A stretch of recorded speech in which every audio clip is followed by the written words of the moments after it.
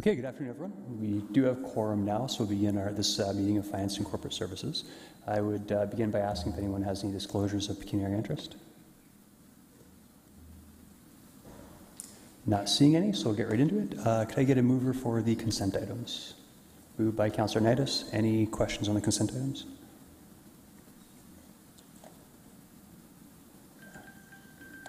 Councillor Chapman?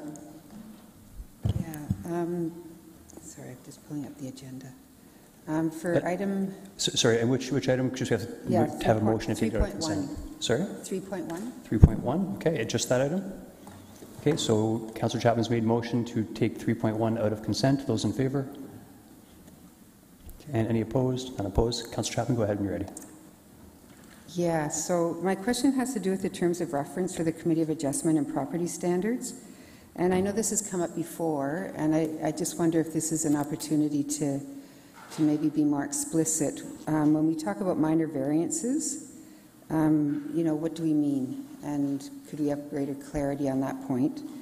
And also, what is, how is pecuniary interest defined in this context? Because we have developers that are on the Committee of Adjustment, so when should it be declared a conflict of interest and not? So I just wondered if we could get clarification on those two items. Who would like to tackle that one? Through the chair, that would be me. Go ahead. In regards to a minor variance, I'm not sure if I can speak to that solely. I can give you a minor definition related to that, but I would have to defer to planning related to the actual completeness. Generally speaking, minor variances are to the zoning bylaw. It's been discussed several times at the committee in the past that there is no full definition to the term minor. If possible, I can seek advice from planning staff to further allow a definition to that.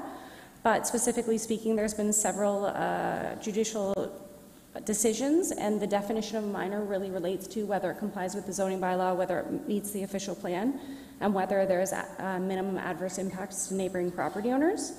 In regards to a pecuniary interest, the conflict of interest would be no different to members of council as it would be to committee members.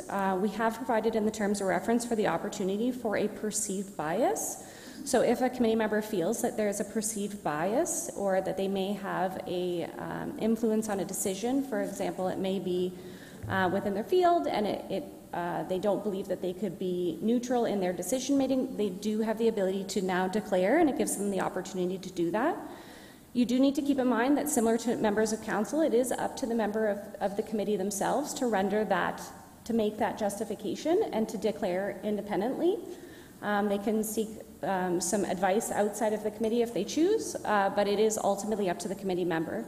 The terms of reference in this instance now captures them within the Code of Conduct, so that should allow a greater opportunity and clearly defines what a perceived bias is. So that should capture instances in the future where maybe a developer is on the committee that gives them an opportunity to declare if they feel that there is a perceived instance that they could have a conflict.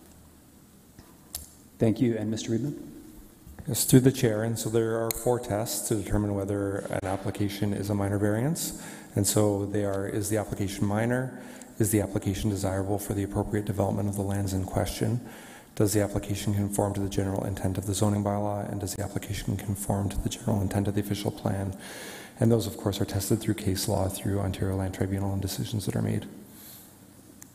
So I guess my question comes from, you may recall a case a few years ago where adding 2 stories to a proposal was termed a minor variance. So do you see that is acceptable? Through the chair, so I know Mr. Stevenson is here, who could potentially answer your question more fulsomely. But what I can say is that these tests have to be considered, and then the decision maker needs to make a decision based on those points, and a planner needs to make sure that they are able to defend their position on that, and of course it's defended through case law. And so, but we always have to look at what the existing zoning for property allows for in the official plan versus what's actually existing on a building when an application comes forward. And then if a minor variance is considered, it looks at the difference between what's actually allowed and then what's allowed through that minor variance. Mr. Stevenson, do you want to add? Go ahead. I'm sorry, I'm wondering if, Councillor, if you could please repeat the question. Yeah, well, it was a double-barrel question, really, but I think the first one is, or the second one has sort of been answered, and that was, how does pecuniary interest play out in this case, given that there are developers on the Committee of Adjustment? The other question had to do with minor variances, and particularly I was recalling a case a few years ago where rather than coming to us as an amendment to the zoning bylaws, the Committee of Adjustment allowed for a 2-story increase in the height of a building, which, you know, many residents contacted me anyway. I'm sure they contacted you as well, saying, well, this is hardly a minor variance. So I was just trying to see if there's anything we could add to this terms of reference that would give us better clarity in that. Thank you. So I did review the draft terms of reference, and it's when considering about the membership responsibilities, it's always striking a balance of someone who understands the planning process and the development process, and oftentimes we do see interest from people who may be developers or have other development interests. So this terms of reference, as I understand it, will actually provide further clarity and direction. We have had instances on the Committee of Adjustment where a member did have a conflict and they excused themselves in the same way a conflict would be declared by any member of council. So we do watch for it, and where there is that case, they do excuse themselves and are not participating in the decision-making process. And then secondly, on the second part of your question, in terms of determining what is a variance and what would be a zoning bylaw amendment, which would be in front of this council. So through our 2023 budget process, as part of our fee review study, we did develop 2 different streams for zoning bylaw amendment applications, including a minor application and a major application. So through that process, we did provide some clarity around what is truly a variance and what should be considered a zoning bylaw amendment. So things like adding height and significant height and density would be considered to be a zoning bylaw amendment and not a variance. So is that laid out in these terms of reference? I don't believe it's laid out in this particular terms of reference. This is the guiding for the committee. The what is a variance is attested into the Planning Act, and that's provincial legislation. So we do have guidance in our official plan, and when we do relaunch our official plan review, we will look at that as well. Okay, thank you. Okay, no more questions, so I'll take the vote. Those in favor of the consent items? And none are opposed. Very good. So we will continue on to the first discussion item regarding the strategic plan, and I believe Angie Fritz-Walters will be kicking it off. Good afternoon. Good afternoon, Councillor Davey, members of council, and Mayor Verbanovich. I'm pleased to be here today as the draft strategic plan for 2023 to 2026 is presented, along with many of the people who helped to create it.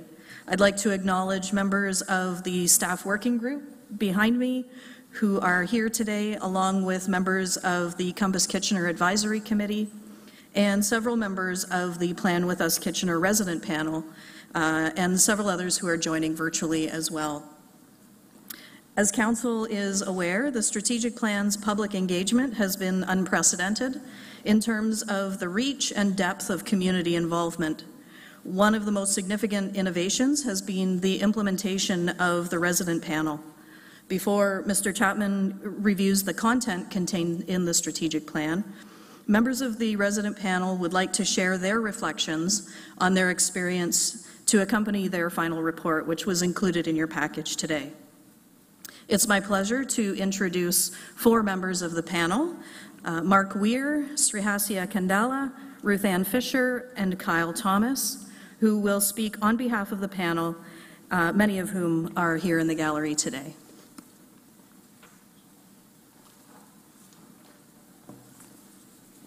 Hi, good afternoon. Dear Honourable Councillors, my name is Mark Weir. I'm a resident of Stanley Park neighbourhood.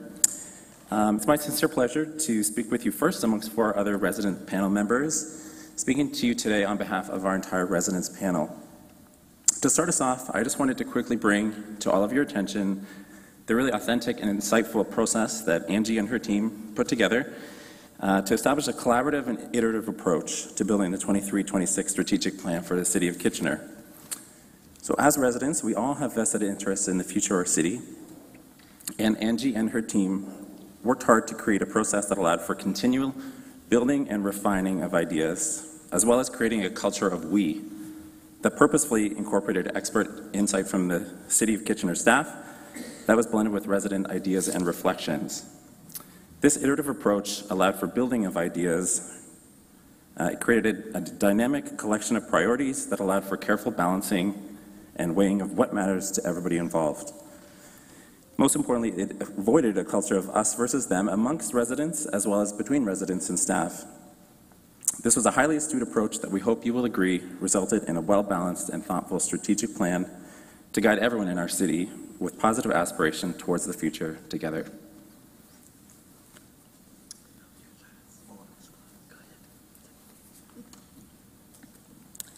Good evening, council members. So as you may have noticed looking around the room, we're all different. We all have different beliefs and opinions, have different backgrounds, and are simply different people. So when we were creating the strategic plan, it was important to make sure that we include everyone in our diverse community. We all had our contributions, but for me, a 16-year-old high school student, I felt as though I represented the youth population of Kitchener. I've noticed for a while that there isn't much active youth participation in the community, and I believe that our young citizens are the driving force of innovation, enthusiasm, and vitality.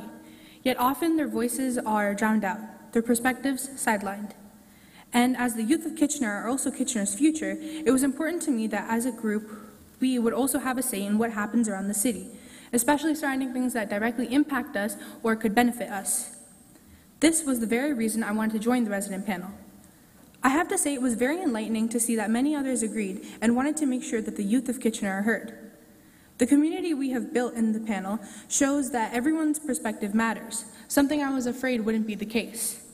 It's very intimidating being in front of adults with professional backgrounds and rich personal experiences, yet talking to others made me realize that we're alike in so many ways, as we can connect on experiences with each other. We as individuals are different, but as a community, we're the same, striving for the best in our environment. And I'm very excited to see what's next in store for Kitchener, both relating to youth and the people that make this community as amazing as it is. Thank you. I'm Ruth Ann. It's been my experience as a lay parish minister that volunteers today need to know what is expected of them, and most importantly, what kind of commitment they are undertaking. Current trends in volunteering seem to show that people are more interested in short-term, clearly defined expectations that align with their values and passions, and I found the resident panel description of time commitment was essential in allowing me to volunteer. I heard from others around the tables that knowing ahead of time we were committed to 5 hours once a month for 4 months, plus additional homework before the meetings, including reading and viewing of videos, was a reason that they could volunteer on the panel and voice their concerns and recommendations. The work of the panel became so important, most of us were able to add a 5th meeting to the schedule to conclude our work. I really enjoyed the opportunity to share with others, to come to consensus on issues, which at times was not easy, but well worth the effort. And I hope all of our hard work has helped move this community forward. And I thank you for allowing us to input into the process. Thank you. Okay, well, I'm going to finish up here. I just want to talk a little bit when we first began this. Everything was deliberate and set out. We knew our expectations. I've done this a few times in the business sector and also in the public sector. And a lot of times it feels like you're walking into something which is predetermined and you're in there to do a rubber stamp. Angie and her team set up the foundations of how discussion would happen and how we would move forward on things. When you get a bunch of strangers together, you can either have bored people, no discussion, and someone needs to facilitate that to happen. Facilitation was very well done and allowed a lot of discussion, but also facilitation has to push this down the line. I looked in the room and I saw 30 people. I thought, this is the future of Kitchener.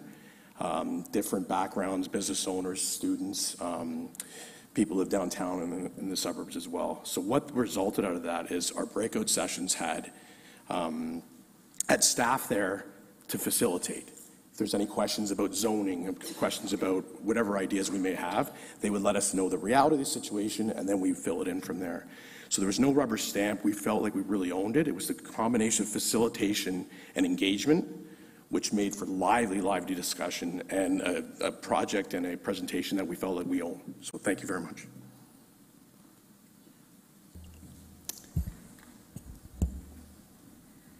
So that is the end of the formal statements. If members of council have any questions, I'm sure folks from the resident panel would be happy to answer them. By all means, I'll turn it over to you, Councillor Davey. Thank you very much for that presentation. It's fantastic. We do have few people in the queue now with questions. First off, if my mouse works here, hang on a second. Mayor Rabinovich. Well, thanks very much, Chair Davey, and thank you to the four of you for coming in. But you're not the only four that have been part of the process. And so I can ask all the other folks who have been part of the process just to stand as they're able, just so that we can acknowledge everyone to say thank you for, and obviously many more that weren't able to be here today.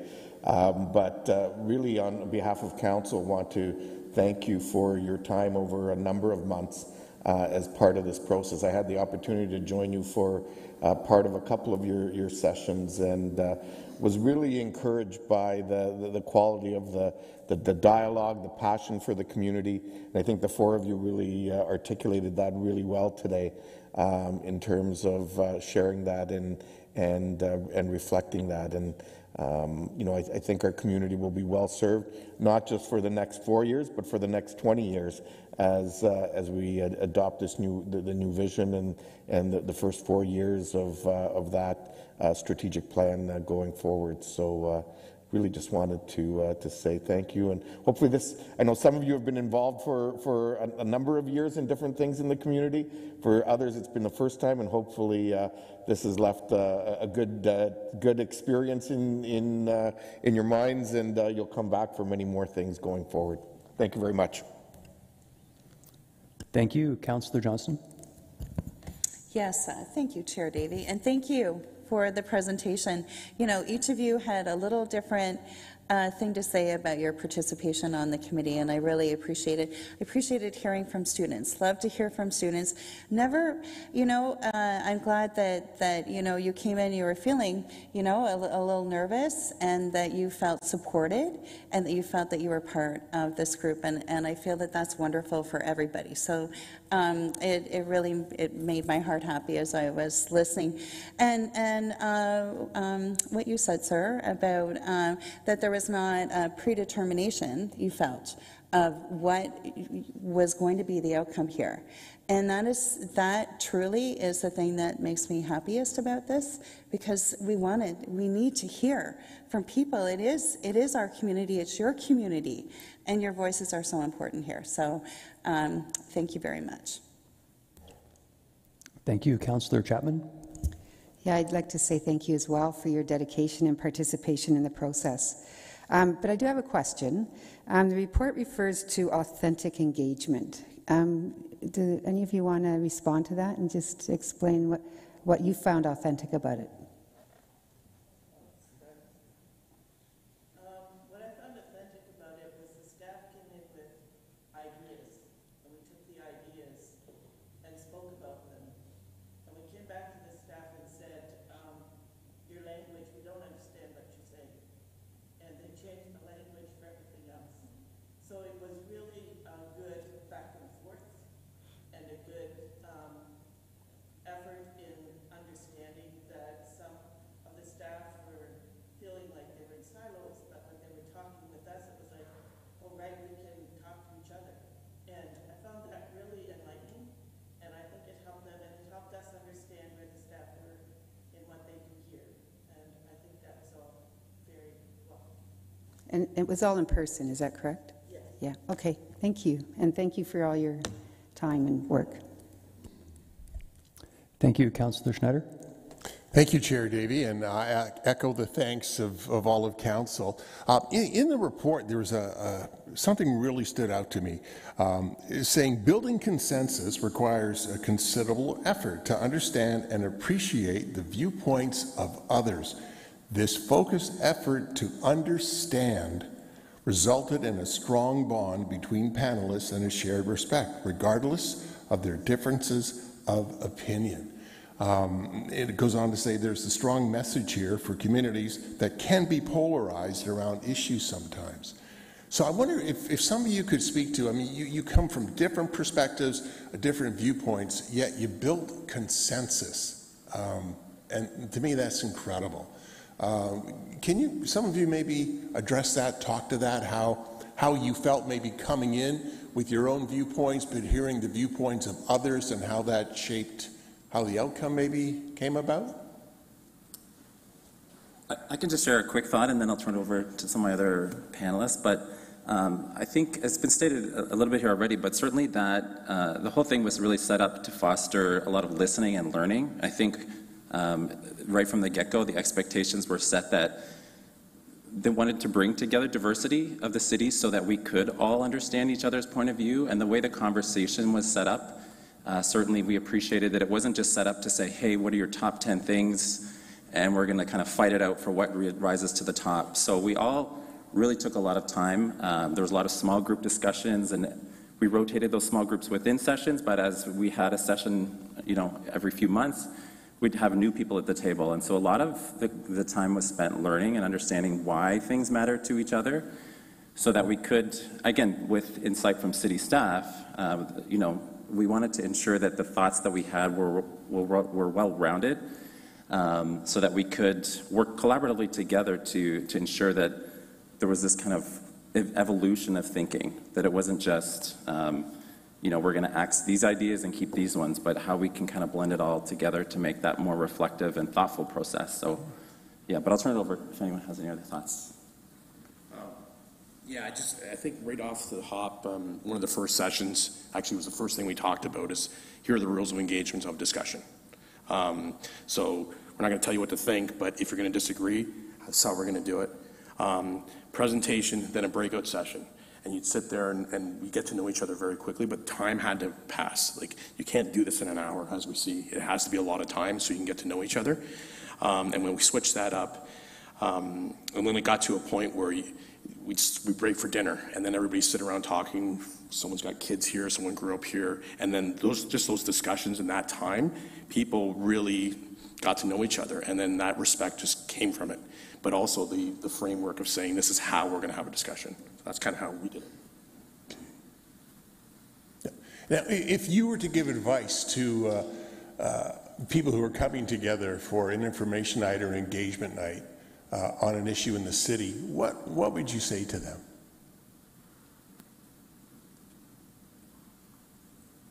Listen. It's the biggest thing we did, was listen to each other and not just argue. And that's, when we came in open-minded and listened, we were able to function. Thank you so much. Thank you. Next is Councillor Michaud. Thank you, Chair Davey. I just want to echo the thanks from all of the fellow councillors here. Volunteers are the backbone of a community. It's what makes our community stronger.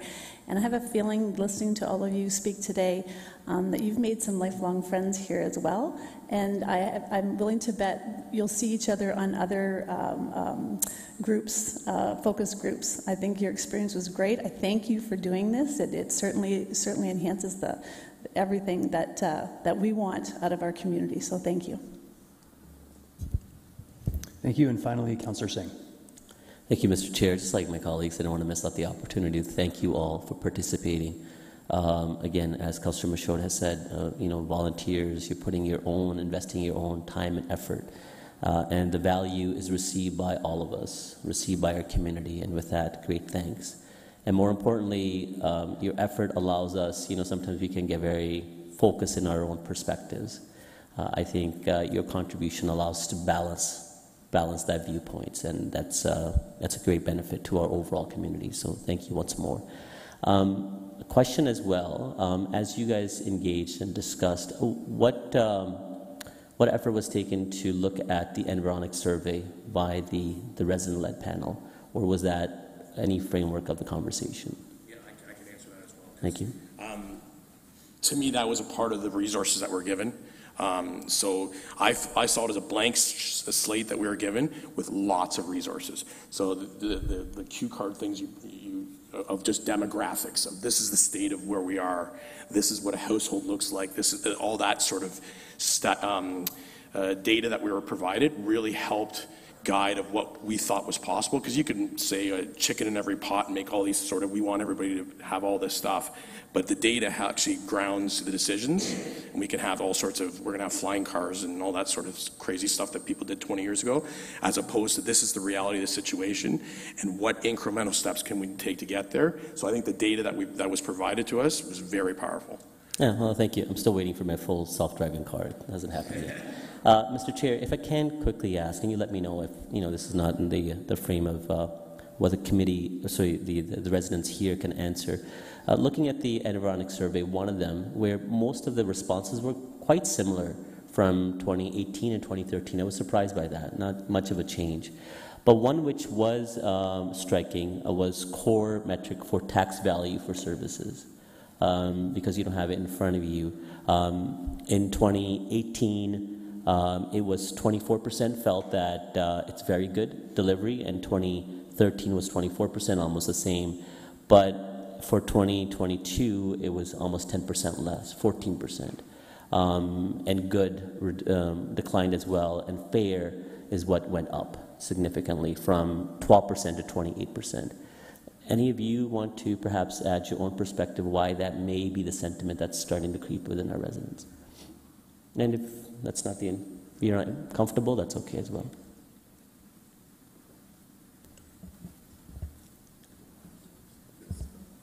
There's no pressure at all. You don't have to answer the question. Just looking for a little extra feedback. Are you saying that sort of the sense of engagement? I don't think I understood the percentage or what you were talking about in the percentage side. No, I was just looking at the feedback that we received through the Environics survey from our residents. This unbiased survey that's taken through Environics.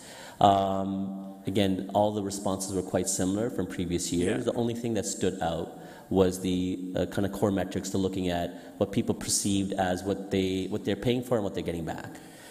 Tax value for services. And there was a decline in satisfaction in that. And so I was looking to see if anyone wanted to volunteer their opinion. The only thing I could think about is we had such a shutdown for 2 years, so it didn't feel like anybody was doing anything. And I think that perception is, well, if I'm not on the roads, I'm not seeing, I don't know, potholes being filled in, whatever the perception someone has of the city doing what they need to do. I just don't think people are around to see it. And I would assume you'd see a bump up from there, but I'm not sure how on that. But to me, it was the shutdown of everything made it feel like people just naturally think, well, what's everybody doing for me type of thing, if I was the guess. Thank you. I appreciate it. It was a loaded question. So I get that. Thank you very much. Yeah, thank you. There's no one else in the queue. It's interesting you said that, because my anecdotal thought is a very similar response. Thank you for that. But that concludes all the questions. Thank you guys so much. We, as you can tell, the committee very much values your feedback and helping guide us through this process of our strategic plan. So thank you again. It's very much appreciated. This is only recommended to be received for information, so there's no motion to be had. But we will move to the second portion that ties into that, and that is the actual development. I believe, Mr. Chapman, are you?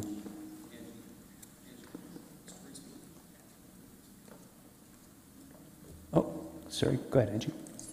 Sorry, Mr. Chair, there is another delegation for this item. Oh, was there? Okay. Apologies. Mr. Glover from Compass Kitchener. Oh, yes, I do. Yeah, Mr. Glover from Compass. When you're ready.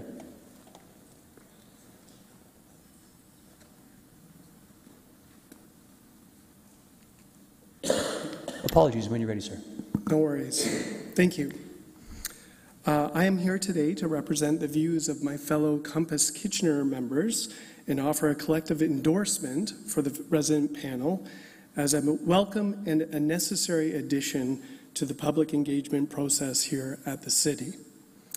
I and other members of Compass Kitchener were privileged to observe the resident panel in person, thereby giving us meaningful insight into the process. The resident panel, in our view, is an outstanding example of a thoughtful and effective public engagement process. We believe so for 4 reasons. First, it genuinely represented the city at large. Most citizen participant initiatives are overpopulated with members of the top socioeconomic group. By contrast, the resident panel deliberately selected participants who collectively represented the full demographic and geographic profile of our great city.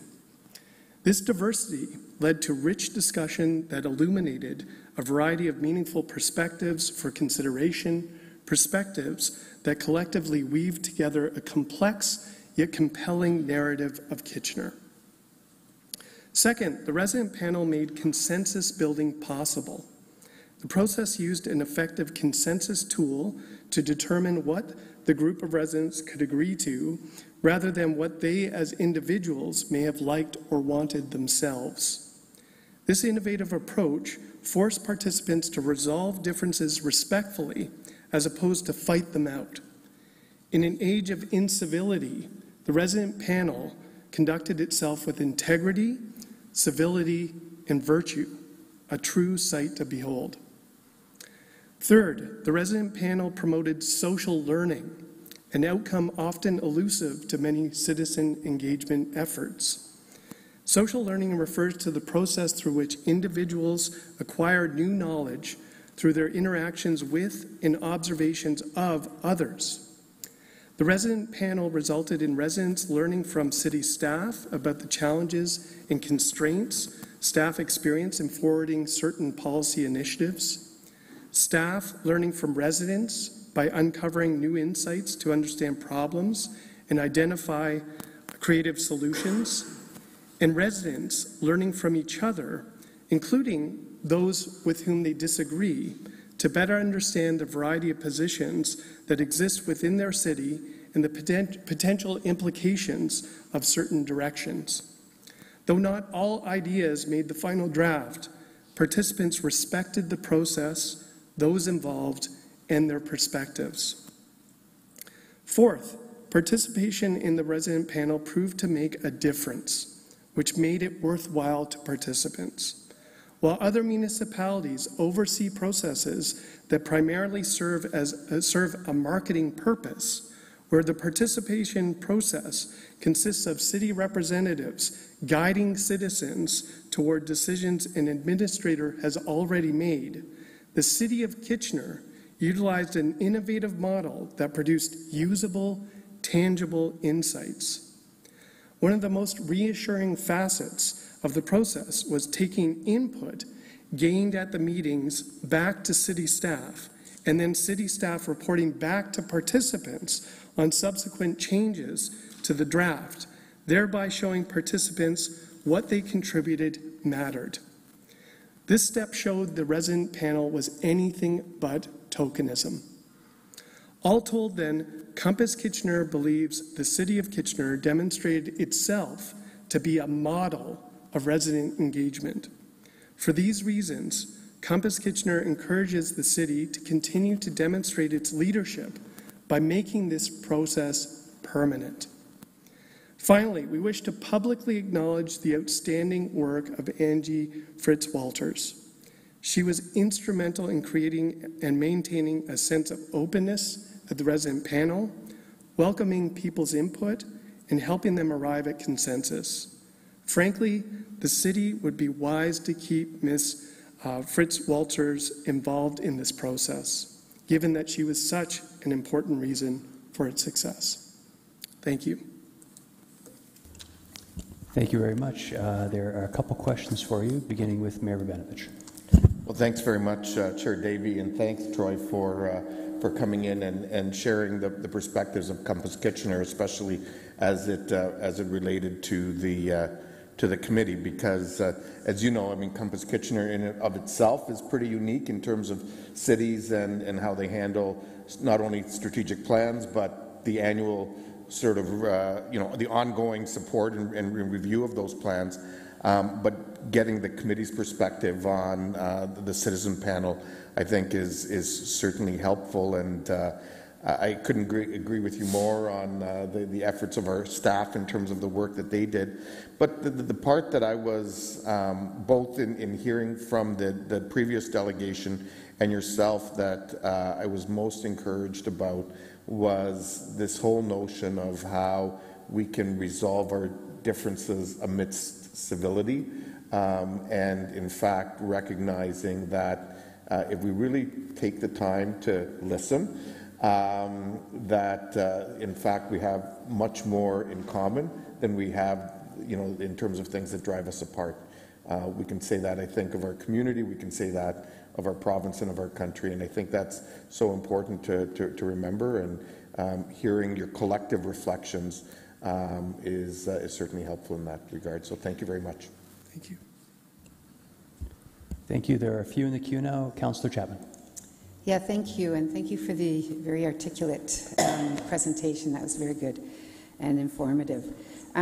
So I noticed in the Compass Kitchener report, and that we'll come to this later, I realize, but I didn't see anything about public engagement as pronounced as it was in previous reports. So I'd like that you hone in on this, for this panel. So I asked the question earlier about, so these were all in person, and and what comes to mind is our planning applications. And do you see any way that this sort of consensus building, listening approach could be adopted in that setting as well, or? Well, thank you for the question. I think that your point about in-person is important. And I think what I observed as somebody who was there representing Compass Kitchener was that residents had to interact with one another.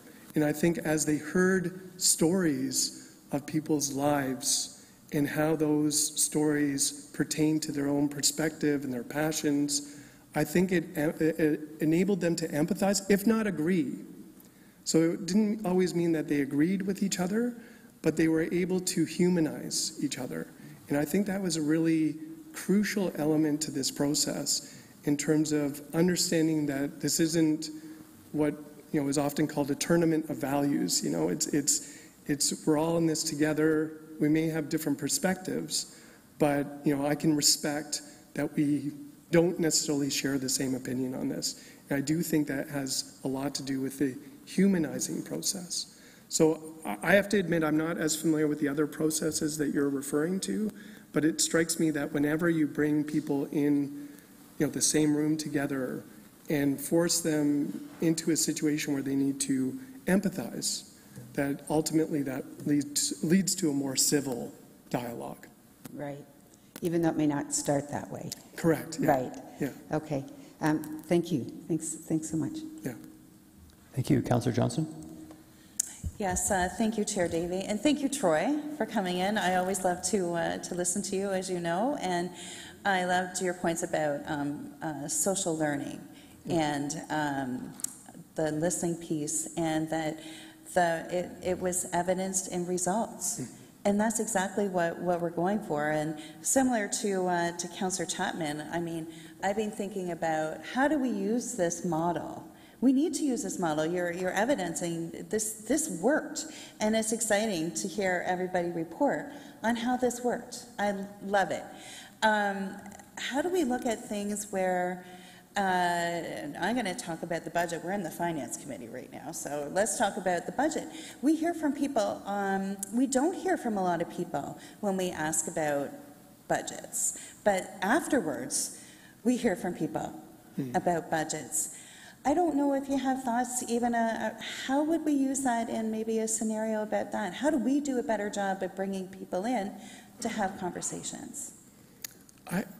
I suspect, and again, I'm sorry, this is just my opinion, but my sense is that the more you can engage groups together, and by that I mean you're talking about residents responding to a budget, a report. I think what really worked in the resident panel was the involvement of staff, that there were staff present, that we could hear from staff, that people could interact with staff, and that interaction became really crucial to understanding, if not agreement. Because it's one thing to hear, to have a very strong opinion about how the city ought to operate, and then to hear from a staff member that, hey, I can appreciate what you're saying. Here are the roadblocks that we encounter. It helps people appreciate something that perhaps they didn't appreciate before that dialogue.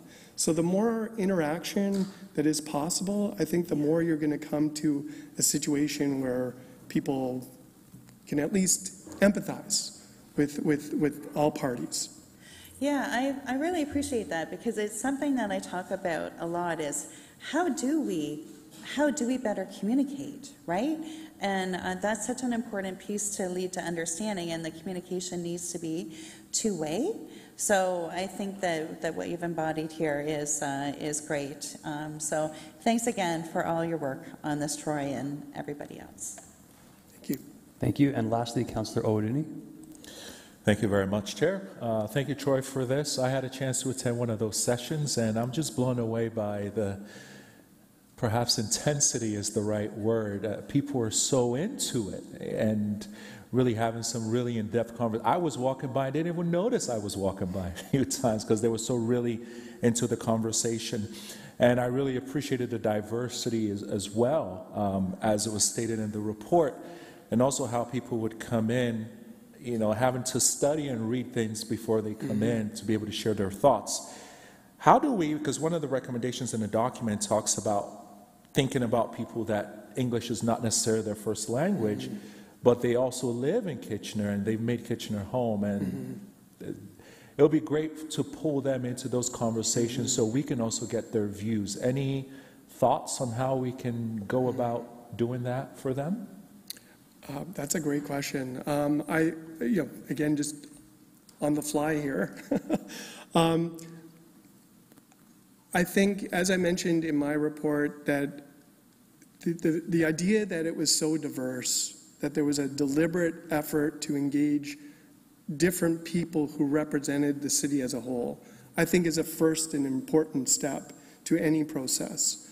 And I think, tied to that, I think because there was so much empathy among the group, I think that it's possible to create a situation where people feel listened to and understood, even if they have struggles communicating their perspective. And I think the fact that residents felt they made a difference on this panel was really important to it being an actually meaningful experience. So to be able to show up and know that your perspective's not just going to be added to a list and then tossed in the garbage. The fact that the city was coming back and saying, we heard this point, and here's how we changed our previous draft to reflect your point. I think these things all combine to enable an opportunity where even those folks who live among us who may struggle from a communication perspective, I think it opens up the opportunity for them to have meaningful involvement. Yeah. Okay, thank you. There are no further questions, Mr. Glover. I'd just like to thank you for taking the time today on behalf of Compass, and I would actually also echo your final comment there to Ms. Fritz-Walters. I'm not sure this panel and report could have been better received by committee, so thank you for that. And again, this was an information item, so we will be moving on to the next item. Oh, Councillor Chapman? Can you ask questions of staff? Questions of staff? Yeah, sure, go ahead. Yeah. My question had to do with the drop-off in the participation. Do you know what the drop-off rate was? Have these people been contacted to find out, what their concerns were? Were there concerns, or is it simply they couldn't put in the time? Or I just wondered if you had any information on that. Thanks for the question through you, Mr. Chair. We did have 7 or so people who, after the first meeting or before the first meeting, didn't continue on. The responses that I got from those individuals who I had conversations or emails with was that their schedules had changed and they were no longer able to commit in some cases.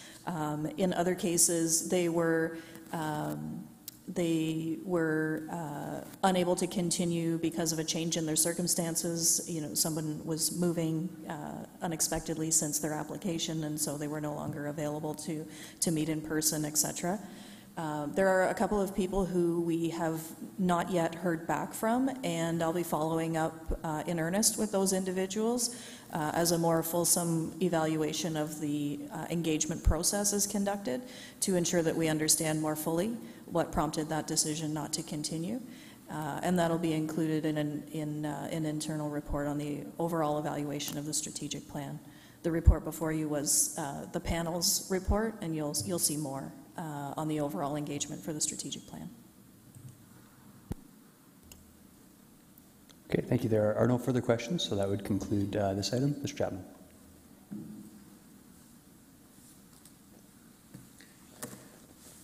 Good afternoon, Chair Davey and members of committee. Today is an exciting day. It represents the culmination of 18 months of considerable engagement as we stand before you to present a set of draft action items for the next 4-year strategic plan. I want to add my comments to yours in acknowledging the great work of the resident panel of Compass Kitchener and of the staff working group, and many of whom are here in the gallery to watch the discussion today.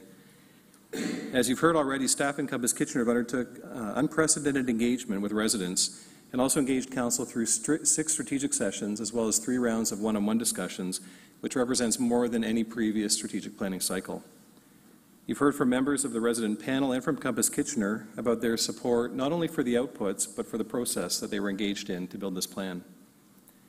We believe that by actively listening and refining content along the way, we're confident to stand before you today to present priorities and actions that address council priorities for this term that also reflect the interests and desires of Kitchener residents. I have 9 slides, and I'll do my best to take 5 minutes to walk you through them today. As I mentioned, an unprecedented engagement was undertaken to develop the strategic plan, and there were 4 goals for the engagement which are noted on the slide before you. Thousands of people participated in this engagement process, and I can say confidently that these 4 goals were met or exceeded in all areas. I just want to highlight a few examples today. As always, we included focus groups and surveys as a part of this process. But there were new online options this year, for example, that allowed residents to share their ideas and like or comment on other ideas.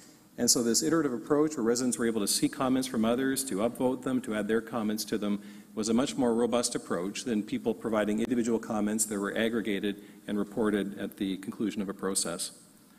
All of our advisory committees were engaged and provided contributions through workshops in a deeper and more deliberate way. We introduced the street team. You met them earlier in the process, and they conducted dozens of interviews that were spontaneous. But most significantly, they met with individuals where they were in neighborhoods across the city, many of whom had never and likely would never have otherwise engaged in the strategic planning process. The resident panel worked with us on answering some of the tough questions, weighing different perspectives, and considering what the city could do within its mandate to make Kitchener better for everyone. We asked meaningful questions to dig deeper into issues that matter most to residents, and I think significantly, we reported back, which is something we've heard is most important to residents as they engage with us, to hear what happened with their feedback and how it influenced decisions that are being made. Throughout the process, we saw common priorities emerge, and those are reflected in the 5 goal areas and the actions that are before you today.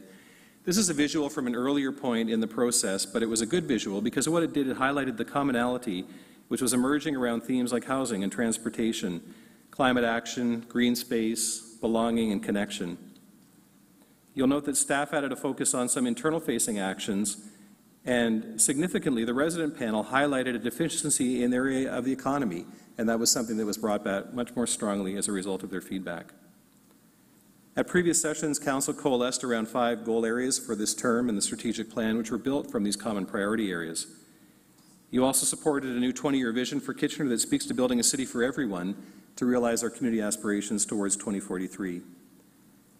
And new for this year, or this process, we're introducing an adaptive approach to setting actions, which will enable staff and council to better respond to emerging community needs and opportunities during the life of the plan, versus having a prescriptive set of actions which are defined for 4 years with planned end dates.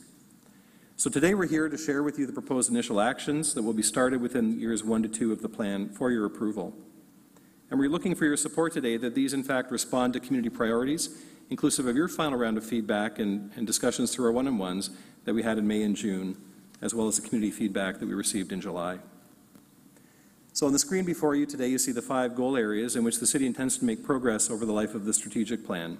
And Council, you supported these in our earlier sessions as being reflective of key priorities for the community and your strategic focus for this Council term.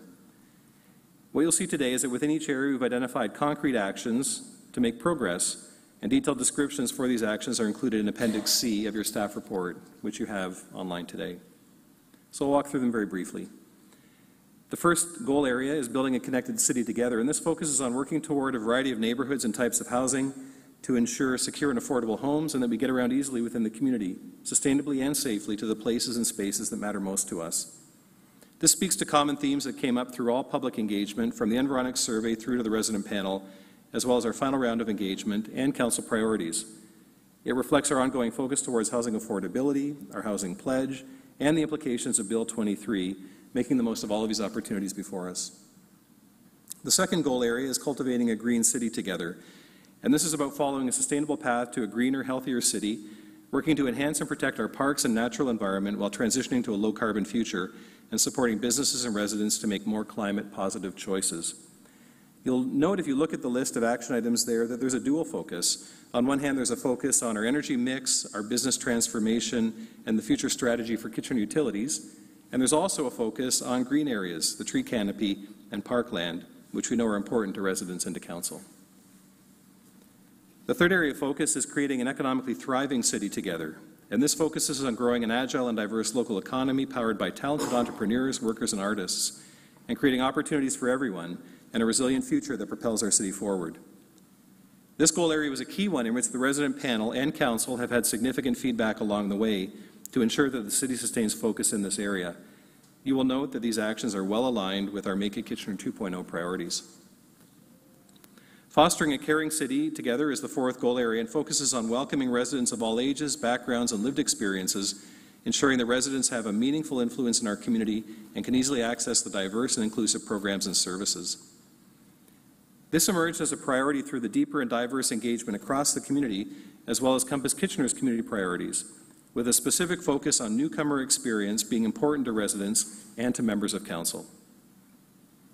And lastly, stewarding a better city together is the final strategic plan goal area and reflects the city's internal systems and valued workforce, with employees being stewards of Kitchener's present and future, and public servants who are responsive, innovative, diverse, and accountable. But more than just being internal-facing, this focuses on employees working together efficiently to serve residents, remove barriers, and champion residents' collective vision for a better city. I was encouraged to hear that the resident panel acknowledged the need for a solid organizational foundation to move forward other actions and ongoing service delivery, and the importance of our workforce being reflective of and collaborative with the community. I would say that in the past we've been reluctant to introduce internal-facing themes into a community strategic plan for obvious reasons, but we recognize, and the resident panel has as well, how these considerations are inextricably linked to achieving our community-based objectives. So the final steps in our strategic planning process, subject to your feedback today, are that we'll return in 2 weeks for final Council approval of the content.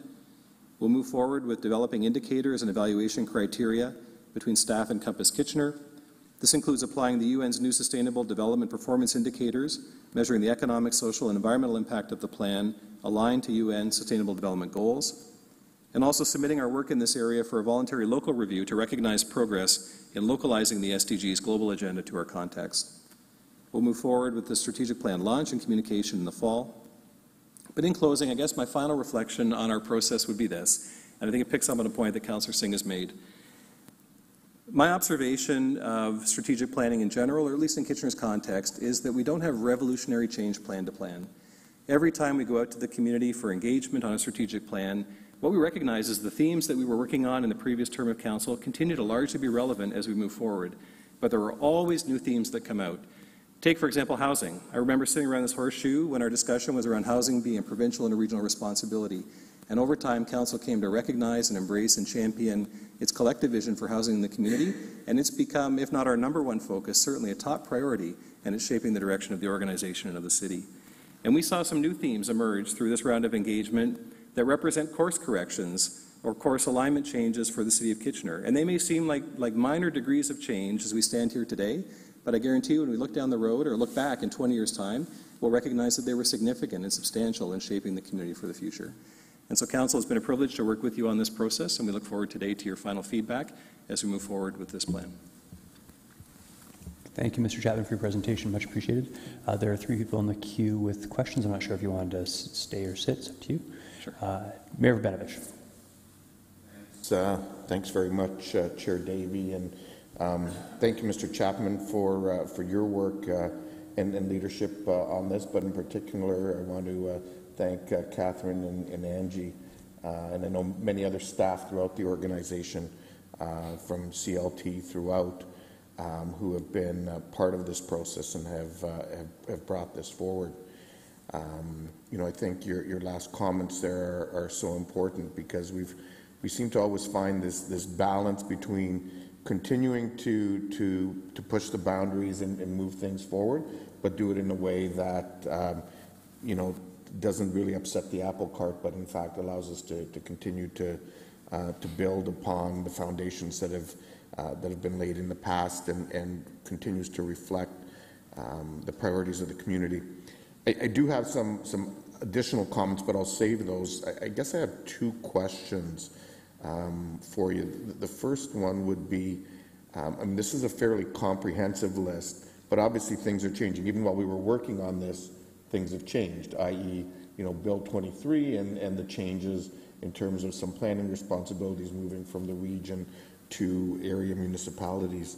Can you talk a little bit about how that will work its way into our priorities and work plan as things go forward?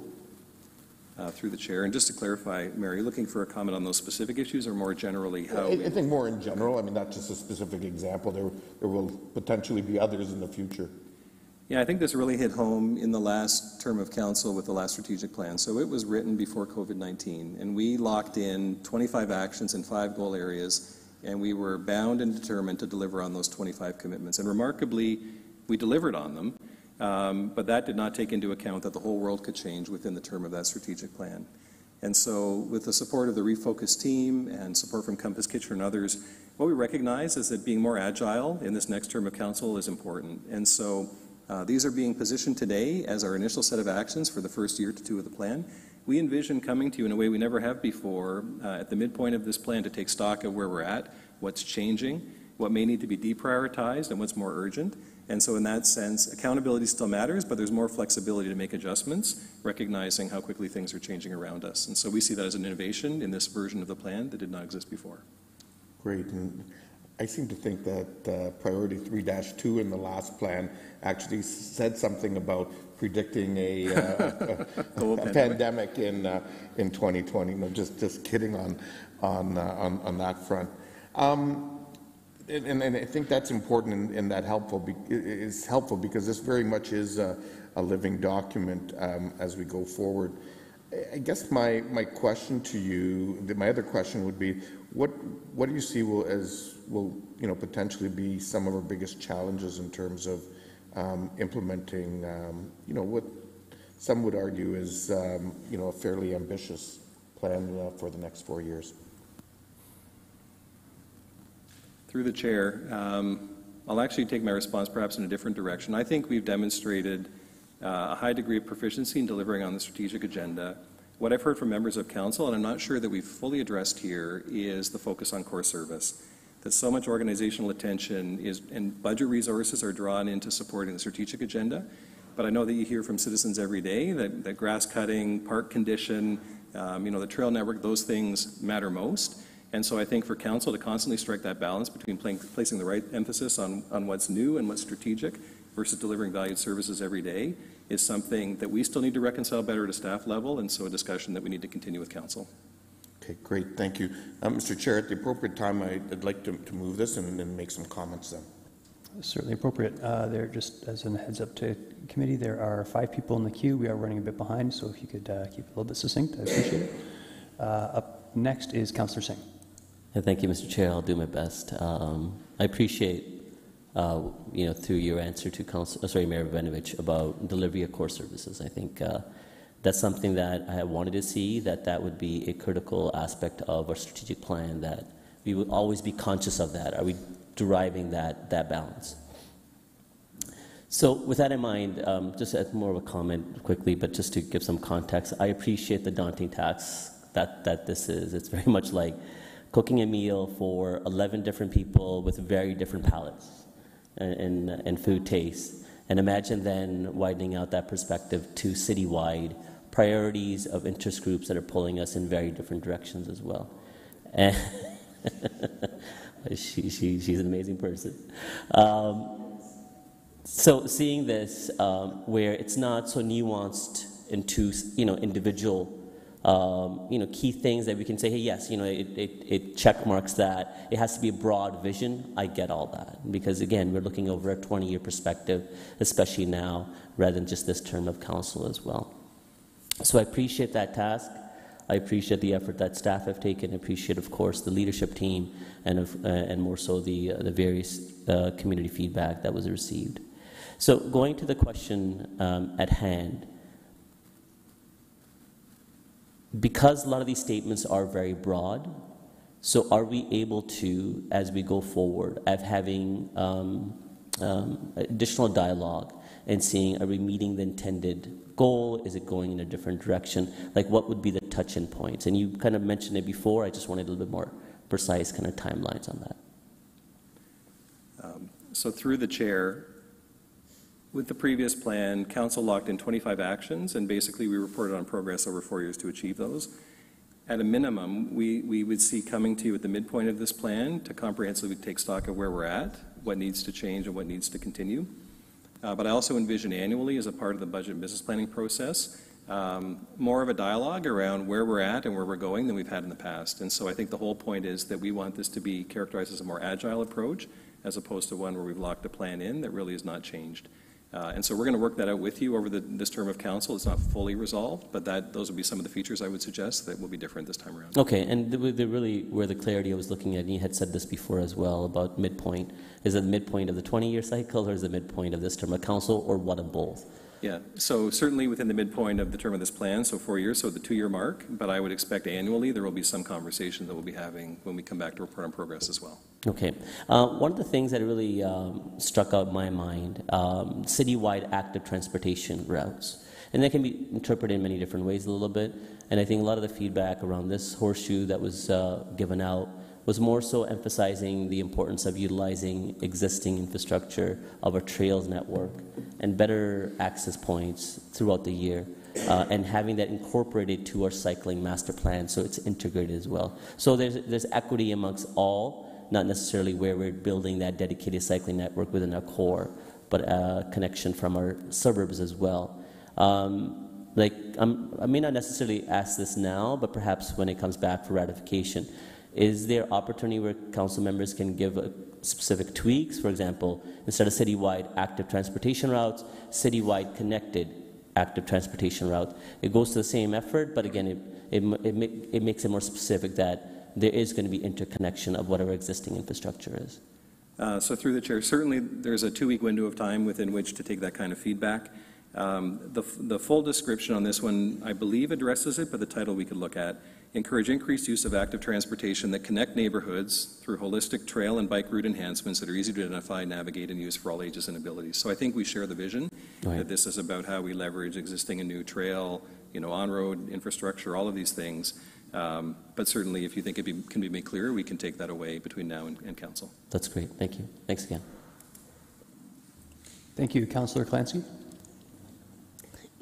Thank you. I just really appreciate the process. I think you were the one who talked about process being essential to being really being able to stand behind the end result. And thank you to have all the people here and giving of your time even again today to share how important that is. So I kudos for taking a gamble. Like, from what I understand, this is a really innovative approach, and I appreciate that we're being bold, as Councillor Ioannidis likes to say, and taking chances and doing things really meaningfully with gusto. I guess one thing I wondered about the story as an example. I guess, I don't know if I'm just an anxious person, but I do think of all the threats that could come. How do you see the potential threats of like AI, climate change, international economy type things reflected in the strategic plan and our ability to be resilient when in the face of those threats. Do you know what I mean? Like, yeah. I guess that's just my feedback. Sometimes when I read the story, I know that our strategic plan is meant to be aspirational, like this is the vision we have.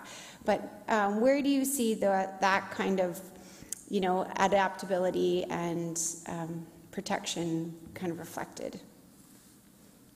So through the chair, one of the tactics that we employed for the first time in the strategic plan was the use in a rigorous way of strategic foresight, and which is different than forecasting because, to your point, you know, the future of that route is uncertain.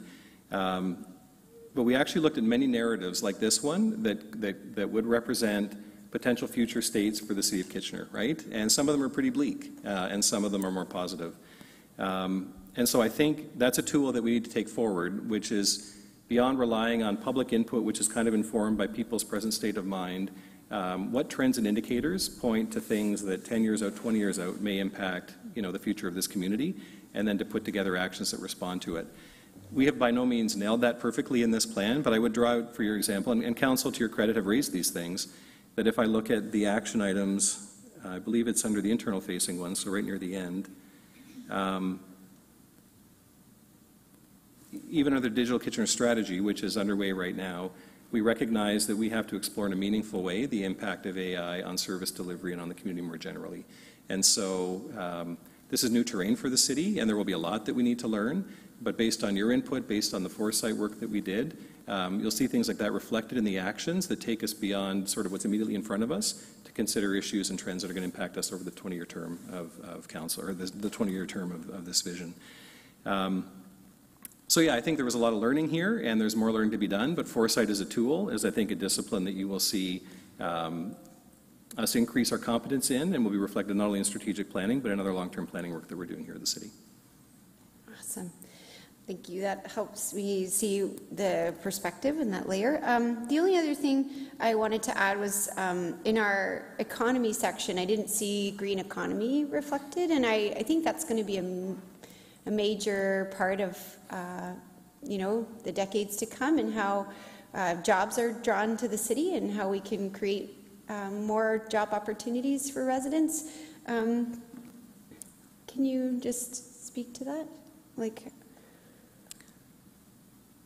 yeah, I can. I don't know, Justin, if you want to offer some comment on that. Mr. Reedman?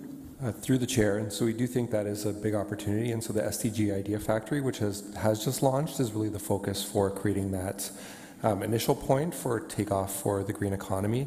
And then under the first item on creating an economically thriving city together, accelerating commercial business approvals, so that would focus on getting those businesses from that startup phase into bricks and mortar facilities, and so really understanding where the barriers are and the roadblocks so that we can grow those businesses as they come out of that ecosystem.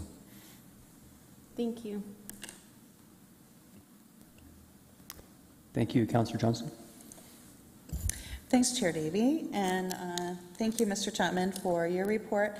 In fact, this is a really great report to have heard from everybody, because as the presenters present, they've got a light in their eyes, the staff do, everybody around the table does. I think this is something that brings a lot of excitement and some anticipation and joy to the day, so that's great. I wanted to talk a little bit about one thing that I noticed from the resident panel priorities, that where they put all 4 check marks next to a particular group was around economic prosperity and opportunity, and around employment, innovation, entrepreneurship, small businesses, workforce opportunities, etc., which is pretty exciting. Is this something? I know that Angie, you come and presented to our Economic Development Advisory Council. Is this something that we'll now be able to take pieces of this and go to some of our committees to talk about and see how we can be working on that as citizen groups as well to go along with this? Is that part of the plan, Dan? Mr. Chapman?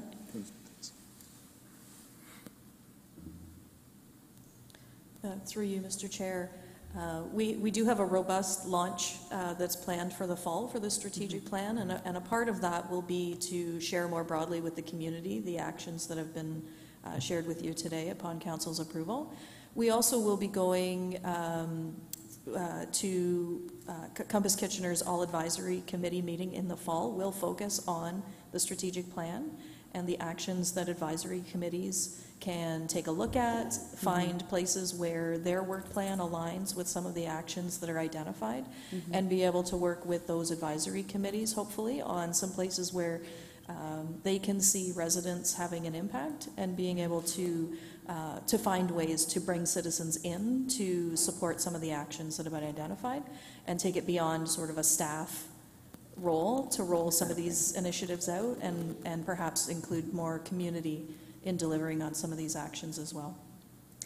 Yeah, thanks. And I think, you know, that kind of closes the circle with, we went and asked for input from some of these advisory councils groups as well, and that they would probably really appreciate seeing the findings and just how much of a priority, especially in economic development, that was. Thank you. Thank you. Councillor Janot. Thank you, Chair Dave, and thank you, Mr. Chapman, for this report.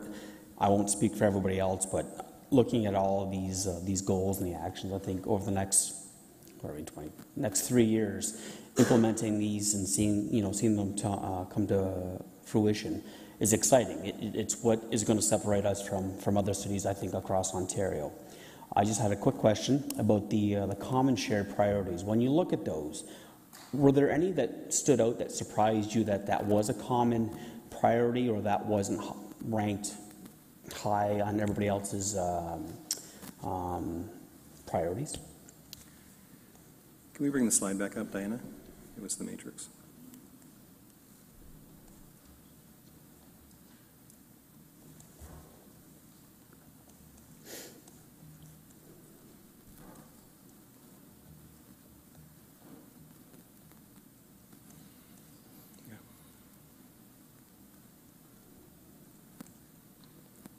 I'll ask Angie to comment in a minute as well. Okay. I think what was interesting to me, and I had some conversations with individual members of council about this as well, the Environics survey did not elevate the economy as a significant theme like it had been in the past. And even in our own internal work, it did not have the profile that it had in the past. And I'd heard members of council talk about the fact that if we take our foot off the gas and just assume that the good work we're doing will continue, we will lose ground. And that really hit home when the resident panel took a look at the content in front of them, and they flagged it as a glaring omission. And so I think it was just a good reminder, and Councillor Singh talks about this often, taking stock of the good work that's been happening, not losing sight of that as we move on to new things. And so you'll have seen the evolution in this plan of the economy as a theme grow from very low profile to something that is significant.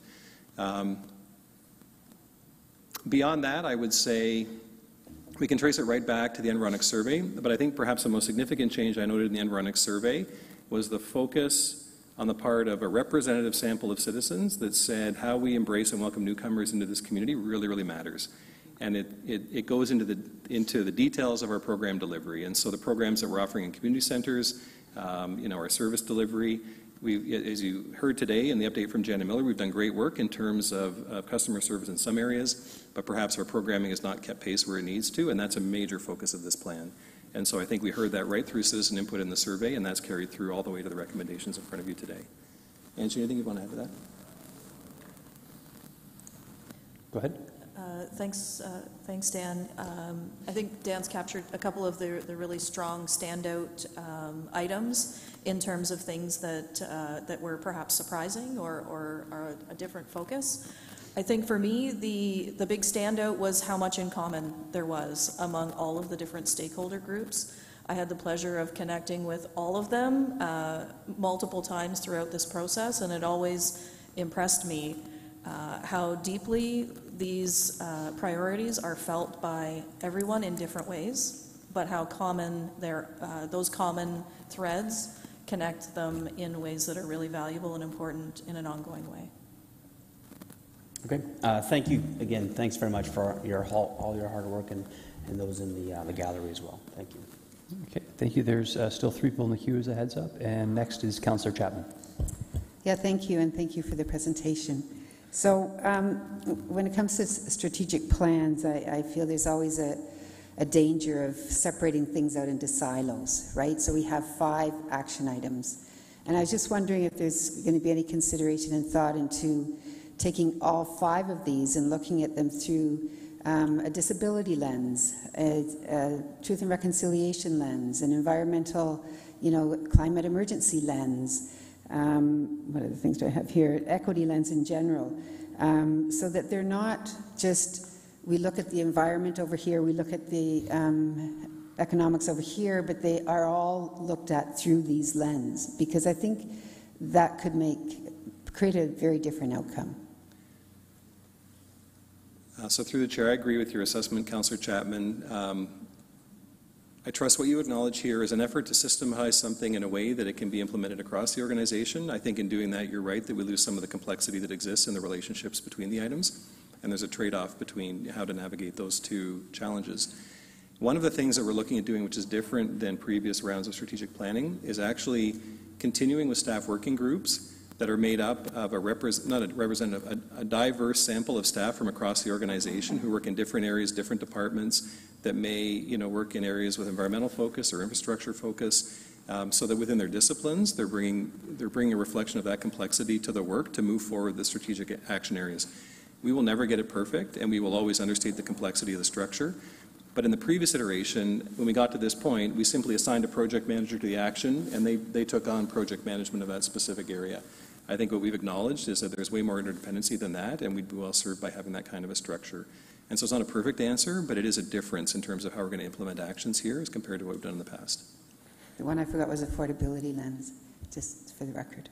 When it comes to, I was looking at Appendix C, and where all the actions are laid out. And under Green Development Standards, it's referred to as new, and what's kind of surprised me, because I know there are many organizations, including, the Clean Air Partnership, the greenwaterregion.org, the Climate Caucus, that have all been talking about green development standards for some time now. In fact, in Toronto, they implemented standards since as early as 2010. Halton Region 2021, Whitby in 2020. So can we not take those, look at those models and maybe expedite the process? I mean, does it have to be new, or like, is it something we should be working on now and not, further down the road? So I can look to Justin to confirm it, but my understanding the reference to new is define and implement green development standards for new building construction throughout Kitchener, and so it's a building permit that would trigger the requirement, and so that's the reference to new building in that case. I mean new in the Appendix C. It's underway, new and internal.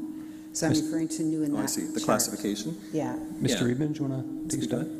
Yeah, through the chair. So work has been underway at a region-wide level, and so the regional official plan identified the ability to implement green development standards, and so that's where, not speaking about Toronto, but the other municipalities you referenced had that reference in their official plan, which allowed them to implement the standards. And so that's already included now in the region's official plan. And then we're working with the Waterloo Region Community Energy organization across the whole region to develop the framework. And then so it will be transferring to us as part of this process to implement. And so that's why it's flagged as new in here, even though work is underway already at the region scale. So let's move it over to underway. No. Okay. And my last question had to do with the community grants review, and again in Appendix C. And I'm just a bit concerned about the wording. It says change how the city utilizes its community grant program to better support community groups working on priorities that align with city's objectives and priorities, rather than talking about community priorities. It's the city's objectives and priorities. Should we not, especially for that action item, be focused more on community priorities, not the city's objectives and priorities? And you could say, well, there's overlap. I can understand that, but I just wondered if the wording might be changed. So we can take that feedback away. Mr. May's not here today, and so between now and council, we'll take that issue away. I think what we're trying to get at here is where and how are those community objectives and priorities expressed? And I think what we're suggesting is that ultimately council needs to endorse them in one way or another, whether it's through a strategic plan or through some other planning document, but those are expressed, articulated, and then granting can be aligned to it. And if this doesn't convey that, then that's something we can take away between now and council to reflect on. Okay, thank you. Thank you. And with the follow-up question, Councillor Singh. Thank you, Mr. Chair. In the interest of time, I'll forego my comment later. Mr. Chapman, thank you for acknowledging that, really we have to take stock on, our success to have greater buy-in by, of course, our staff who have to implement, and of course the public who ultimately pays for. So speaking on that, on the final, once it's ratified, on the final document that will be for the public consumption, and even more so going a step further, having a digital brochure, is that something that staff are going to create? And if that is the case, would it be staff's intent to include those past successes so that we can show exactly, and one of the, the reason why I ask is, just going back to the Environics survey, once more, one of the things that really shows that areas that we have to really improve upon is communicating how taxes are spent. 44% felt that we just do a fair job in 2018, 44% feel the same, it's only a fair job in 2022. So we got to do better. And by doing better is showing exactly where that money is spent and how we're spending it. So would that be staff's intent? Through the chair, yes, we've received that feedback. We agree with it. We're committed to doing it. I think the challenge will always be how do we do it in a way that the frontline citizen with a busy life, who does not typically engage very much with city activity, can receive and process that information. But we're committed to doing our best to try and get there, recognizing the challenge we're up against. So with that feedback, it can't be a 50-page, 20-page document. As interesting as it is for all of us in this chamber, it's not so for everyone else who's taking care of the kids and trying to put food on their table. So again, what I was going back is, and this, I'm leaving it to you to consider, but a digital brochure that outlines very, very concisely what the strategic plan is, but also includes the past successes as well. And the importance of that is that's something that all of us can really push that out through our social media accounts, more importantly, when we respond back to our constituents. For me, as an example, spending 40 minutes to an irate customer who was angry that their taxes went up by 10%, not us, region, but that's another story. But again, and really pinpointing over and over again, well, where does my money go? Right? Well, what are you guys doing with my money? Those two questions. Hopefully having kind of concise documents like that really shows to where we're hoping to invest in our community. Yeah, we share that aspiration, and we're committed to doing that as part of the launch and then ongoing. I think last year, if I recall, we reintroduced a tax bill insert for the first time in some time. So that's a tool, for example, that hits every household in the community, at least property owner. And so we're looking at vehicles like that to get information in front of residents. That would be helpful. Thank you. Thank you. There are no further questions. Mayor Banovic, you indicated you would have Chair comment? Davey, just before, I note that Ms. Stevens-Wells is here from Compass Kitchener with her delegation as well. Oh, certainly, yes. Actually, there are a couple delegations here, as I recall. Councillor Schneider, I have you in the queue for Compass. Actually, we're going to go have some delegations with some questions first. And, from Compass, Judy Stevens-Wells, when you're ready. There, up there.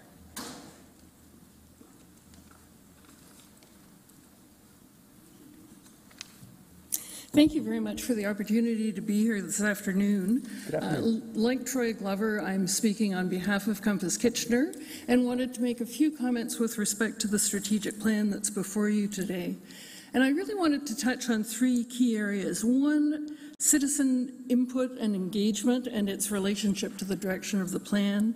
Two, the development of indicators against which to evaluate the impact of the strategic plan projects. And three, more tracking of data which will inform decision-making and the impact of strategic plan projects. As you know, one of Compass Kitchener's key roles is to work with staff to create and lead public engagement processes with respect to the city's strategic plan. Citizen input with respect to the plan was sought in a number of areas. One, to determine community issues and concerns, to identify priorities for action and goals in the community, and to gather community feedback on the goals and strategic actions being proposed. So we've got a terrific array of inputs in terms of the Environics survey, which gave us a baseline of key issues and concerns and aspirations. The public engagement then gave us an opportunity to fine-tune our understanding of what we were hearing, find out if there were issues that we were missing in all of that. What's really exciting is that there was more public input and engagement in this strategic plan than we've seen before. We've seen that, as Dan mentioned, with the addition of the street team interviews, which met people in the places where they gather. And some of them actually confessed that they would not have done interviews. Had Environics phoned them, they wouldn't have taken the time to do a full survey, but they did welcome the opportunity to offer a few comments. Secondly, there's been much more public engagement through Engage Kitchener and online, gathering ideas through the ideas boards that were posted at the outset, and then in latter stages, gathering feedback about the draft goals and actions that you have before you today. And then, as you heard from Troy Glover, there was a really innovative and important substantive involvement by a fabulous group of citizens on the resident panel. Looking at all the public input that's been provided, Compass Kitchener is really pleased with the direction that the plan has taken. It really reflects well the broad strokes of those concerns that we heard over and over again through the survey, through the public engagement processes. We were also really pleased to see the high level of support in the survey that was done on Engage Kitchener to say, what do you think of the draft as it now stands? Are we moving the city in the right direction? And there was overwhelmingly strong support. 75% of people felt either strongly agreed or agreed that we were moving in the right direction. That's a terrific bit of feedback. We're also really happy that this strategic planning process will include the development of the indicators, which Dan referred to in his report. As you know, Compass Kitchener always is called upon to do report cards to council on how the city is doing with the implementation of the plan. There are lots of reports that track this project is done, this project is partway through, here's where we anticipate ending it. What we really wanted to look at was, what's the impact for citizens? What did we set out to do, and did we do it? This joint development of indicators, which Compass really looks forward to working on with CLT, I think is a fabulous progression in this plan, so that we all are talking about the same ultimate impacts that we're trying to generate and have clear, measurable indicators that we can use as we go along to say, did we move the needle or did we not? Did we get there? That's absolutely key. All of these are really positive accomplishments, I think, in this whole strategic planning process. And I think they've resulted in a plan that Compass feels does a really excellent job of addressing residents' concerns and will move Kitchener forward towards a really compelling and exciting vision for the future. If there are any questions, I'd be happy to respond. Thank you, Ms. Stevens-Wells. Any questions, Mayor Rabinovich? Go ahead. One moment here. But thanks, Chair Davey, but really just an opportunity to thank you and the rest of the Compass Kitchener Committee as well for all of your work throughout the year and throughout many years in your particular case on the committee. You know, I think this is now the first full 20-year cycle being completed in terms of not only our former strategic plan, or soon to be former, I guess, and the work of Compass Kitchener, and it has really been wonderful to see both how the committee has worked and how it's evolved in its effort over those 20 years, and then the new approaches that we heard about earlier today. And so really just wanted, on behalf of all of Council, to say thank you. You're very welcome. Thank you. And Councillor O'Dooney. Thank you very much, Chair. I thank you very much for this as well. I'm just interested going through the survey responses. There are so many anonymous comments, and some are just on complete ends of the spectrum, you know, where some people are like, bike lane is the silliest thing I've ever heard of, and the very next person going, that is the best thing you've ever done, I really love it.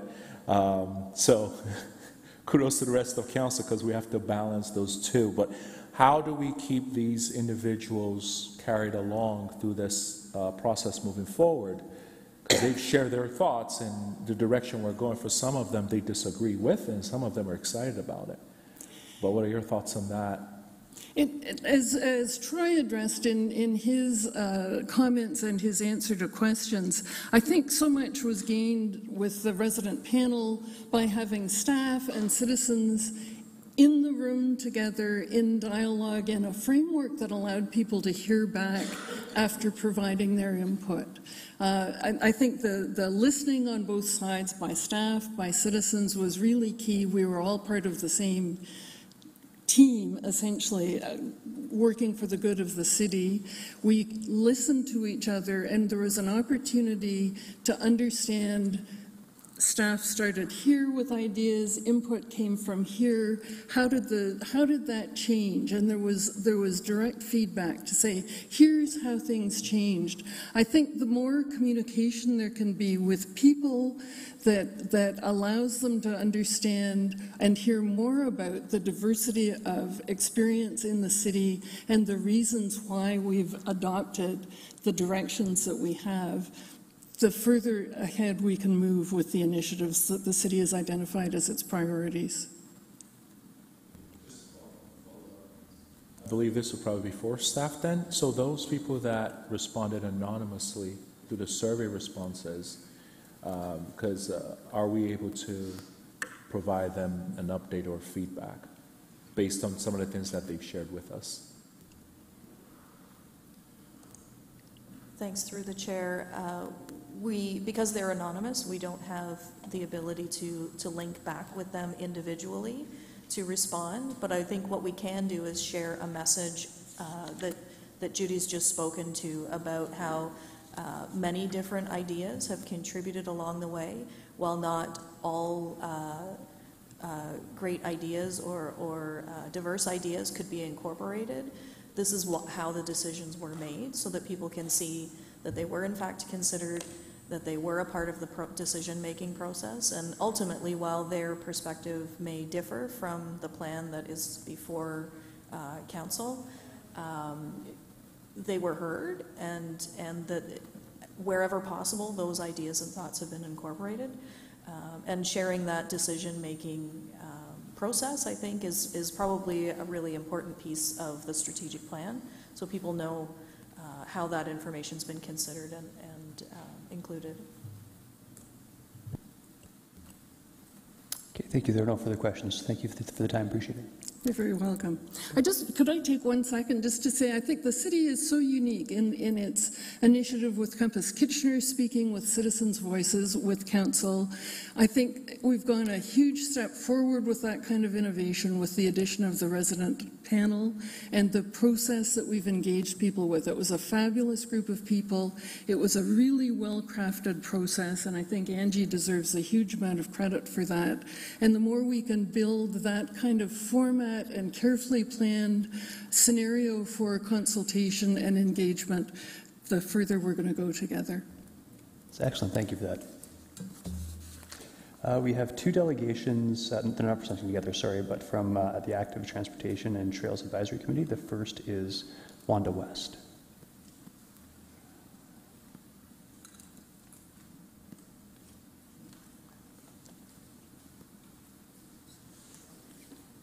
Good afternoon. Good afternoon.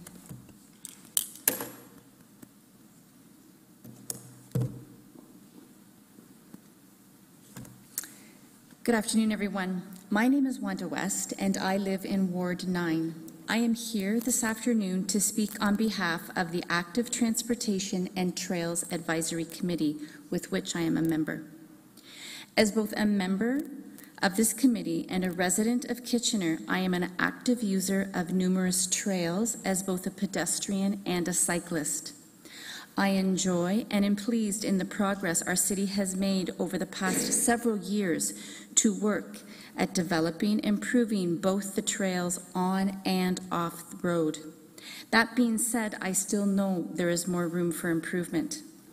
As a member of the ATAC committee, I will speak in support of the strategic plan as it relates to the advisory committee's position, as well as outline a few considerations the advisory committee would like the city to consider to ensure successful implementation of the proposed action items. As I outline the reasons we are in support of the strategic plan, I will use the term trails, which will refer to both those on and off-road. The trails across the City of Kitchener provide many benefits to the residents and businesses, such as an improvement in health and well-being, impact on our environment, and the cost-effectiveness of having these trails in our city. Whether we are using the trails for going to work, running an errand, or meeting a friend for lunch, people in general who use active transportation benefit from a greater quality of life, an improvement in their well-being, and increased physical activity. In fact, I used our trails as a source of inspiration as I planned and prepared for the presentation today. It provided me an opportunity to think outside the box as I rode my way around the city on our beautiful trails, and in fact found a few new ones. Using the trails in our city is a very affordable form of both recreation and transportation. And shouldn't all residents have this benefit and this opportunity to improve both their health and wellness? It is also essential that our trails be a safe place for our residents to meet, connect, and travel in our communities. The infrastructure of our trails must be such that our walkers, cyclists, and rollers can effectively move through the paths and trails in a safe and free-flowing manner, such as barrier-free access, quiet street routes, painted buffered lanes, and routes that are free of interconnectivity with motorized vehicles. The Advisory Committee supports the strategic plan as it relates to the impact on our environment. The Hike Ontario organization states that the use of trails can play a vital role in the urban environment, such as reducing noise and light pollution, reducing vehicle use and emissions, and protecting our habitat for native plants and animals. And finally, the committee supports the plan with respect to its economic benefits. Implementing trails and active transport is far more cost-effective to build than vehicle allowances and parking. Businesses along pedestrian and active transit-friendly routes benefit from more customer revenue, and these are cheaper to maintain, plus allow for increased density.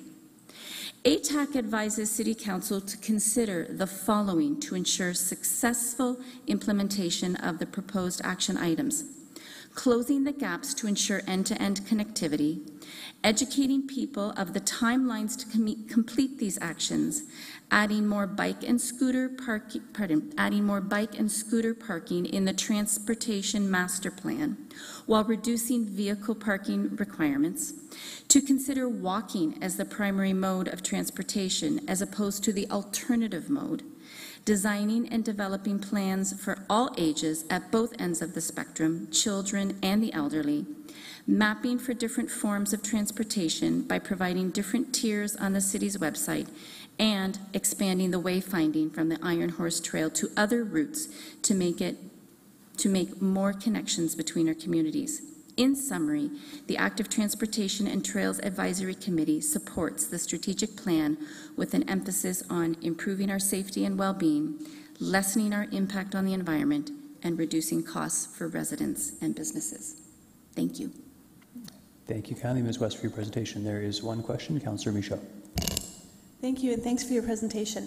I'm just curious how you see motorized, the scooters and the motorized bikes integrating with pedestrians on trails.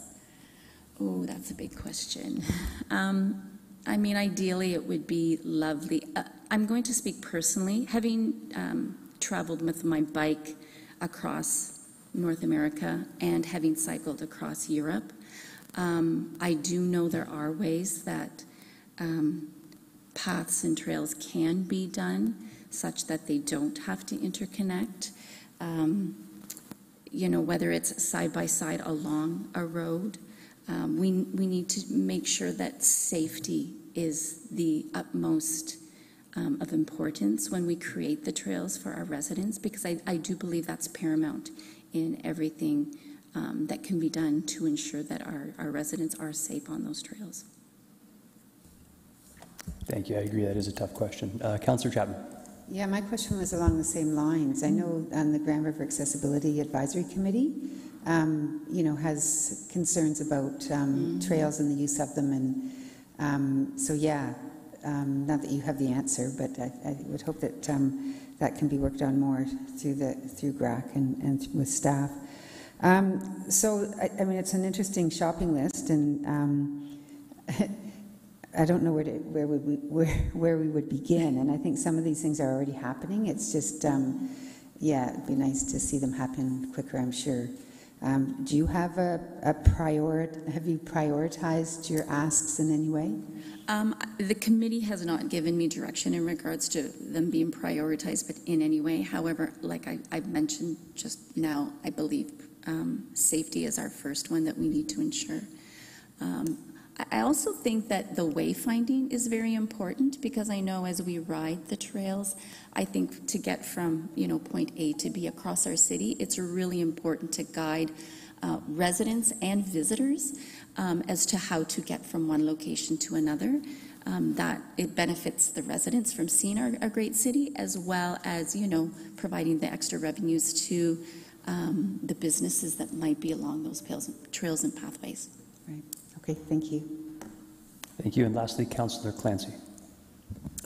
Yeah, I just wondered, one, I also think I liked that you've reflected on well-being. We heard a lot from, I know from many of our surveys that mental health and well-being, especially for vulnerable populations, is important. So we don't always think of our trails as being a major part of well-being.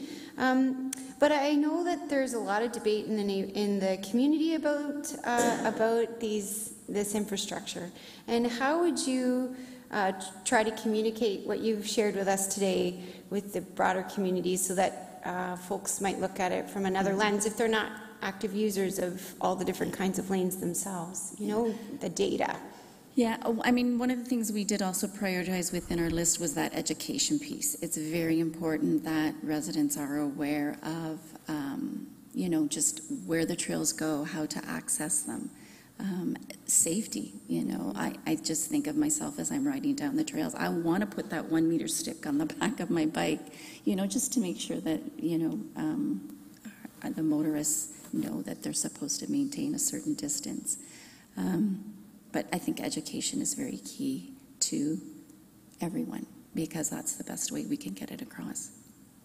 And I think what I find when I talk to folks is sometimes we get the complaints, but I hope that we always make those data-driven decisions, so we're not kind of misrepresenting a few folks who aren't fans, as compared. That's why I like the process that we have for our strategic plan, because I think it really casts a wide net and makes sure we get all the many voices there. But yeah, I thank you for the safety comment, just because it's the life and death when you're challenged against a ton to 2 tons of metal versus your bike helmet, right? So thank you for bringing that up. Yeah, thank you. Thank you, Ms. West, for your presentation. There's no further questions. Thank you very much. Thank you. Okay. And next, I understand, attending virtually, there we go, is Matthew Bell, also from the Active Transportation and Trails Advisory Committee. Mr. Bell, when you're ready. Yes, thank you. The next 30 years will be unlike those any of us have experienced within our lifetimes, economically, environmentally, and geopolitically. Good afternoon, my name is Matthew Bells, and I speak as a property owner of Ward 9, though my statements also reflect conversations I've had with many individuals throughout KW. I generally support the strategic plan, though wish to raise some concerns. I'll try to distill these into 5 important priorities. Firstly, energy will cost much more in real terms, that is to say, inflation adjusted. It is imperative to simulate a current budget with the same revenue, but with energy costing 4 to 6 times more, petrol at $6 or even $10 a litre in today's equivalent dollars. This will increase the cost of aggregate, cement, and hence construction, and heating and road clearing. You, councillors, must decide. How big is the change to expenses? What will be cut? Where can additional revenue come from? And how can energy efficiency be improved? Electricity costs are likely to double, again, inflation adjusted. In my estimates of 36 to 45 gigawatts additional capacity needed within Ontario in the next 20 to 30 years has now been corroborated by Ontario's Independent Electricity Systems Operator, the IESO. The province will be adding essentially the equivalent of one Pickering facility every 2 years, and it is likely that Waterloo Region will have one nearby. Second, density is key to efficiency. It boosts revenue and lowers expenses. More floors, less cars. Cars are currently allocated about half of all land within the city, and this needs to be compressed to 15%. 10 urban cores of modest density would support a population of 1 million, and this would probably take up about 20% of the existing city footprint.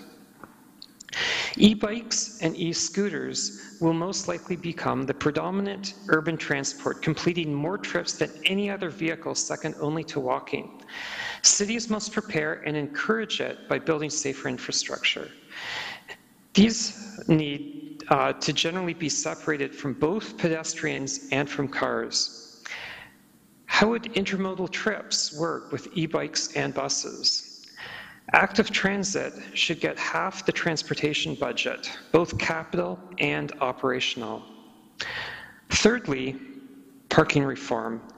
Enact a bylaw for parking opt-out. Any employer providing parking must allow employees to choose cash that exceeds the fair value of parking or a transit pass, whichever is more.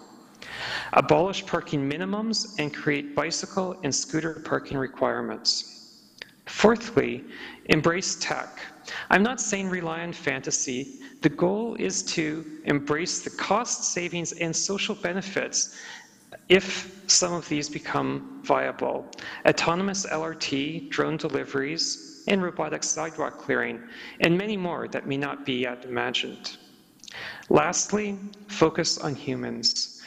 People-friendly architecture, tree-shaded streets, engaged neighborhoods, and complete communities with mixed business and residential strive for urban streets that are 100 to 150 meters apart, half of which are only 6 meters wide and motor vehicle free.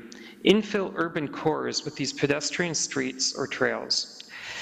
Build for all ages and abilities. In summary, prepare for the cost of energy, create dense 15-minute neighborhoods, parking reform, including the opt-out bylaw idea, embrace technology, and focus on people. The predominant risk will be the cost of energy, which threatens to bankrupt any city that does not achieve sufficient savings within the next 20 years. Despite this, we can still build a beautiful city that we only dream about today. Thank you. Thank you, Mr. Bells. There is one councillor with a question, Councillor Chapman. Yeah, I just want to thank you for all these ideas. I mean, it's quite extensive. What do you see as a timeline of satisfying all these asks? Given that it's strategic, I see the next certainly 20 to 30 years as being critical, especially from an efficiency standpoint. That would line up with what several think tanks have set forth as the likely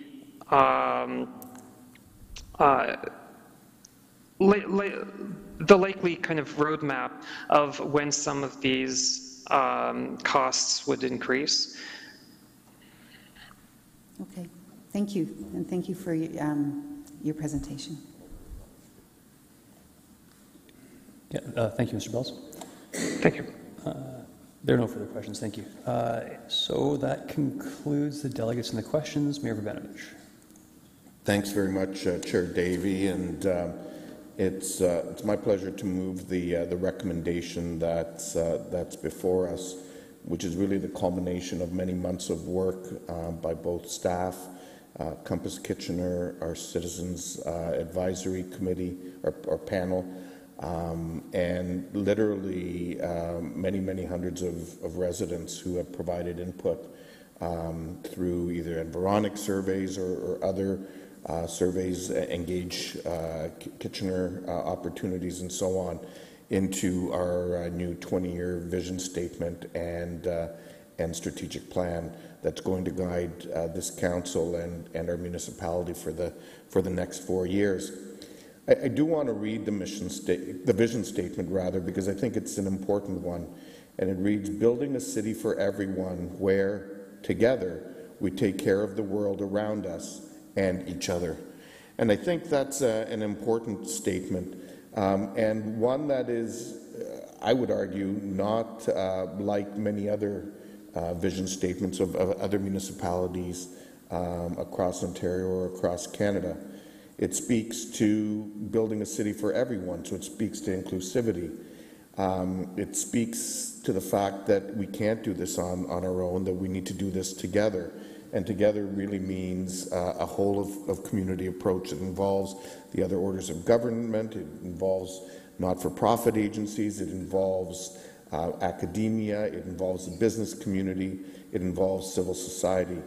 And it recognizes that we're looking to take care of both the world around us and each other. And I think that speaks to the fact that people and businesses in Kitchener are already impacting our community, our country, and our planet in a positive way, and that we have the opportunity to continue doing that going forward. And as we do that, we also need to remember that we have to look out for each other in terms of making sure that we don't leave no person behind as we look towards our vision of together in 2043. I'm really pleased to see this vision story in front of us, and while it obviously took someone to put pen to paper to write it, initially it really came out of the input of our citizen panel and the work that they did with staff to reflect all of the feedback and create a story which is exactly the kind of thing I think that Councillor Singh was talking about earlier in terms of some of the communication that we need to do, both in terms of where we're striving to go, but also to take time and reflect on where we've been and some of the successes that we've had.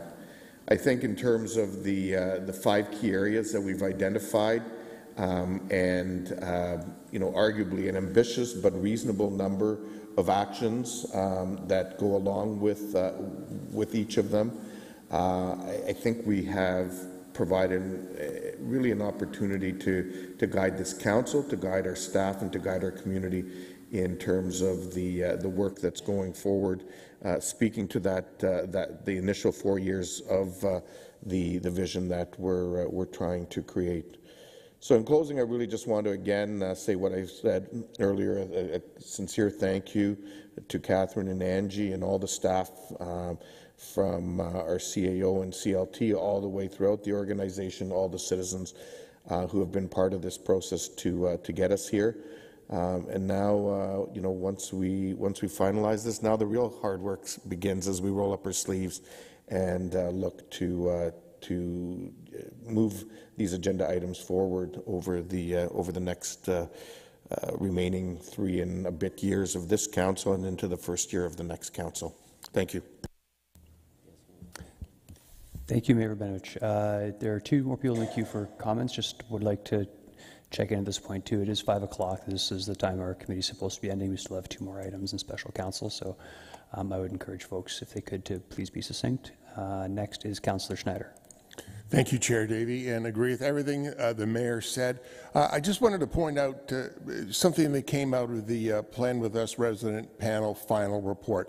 It says there's a suggestion that we become more flexible in our strategic plan, encouraging us to swerve within our lane and be open to changing or adding actions throughout the 4 years of the plan based on changing circumstances that are not currently known.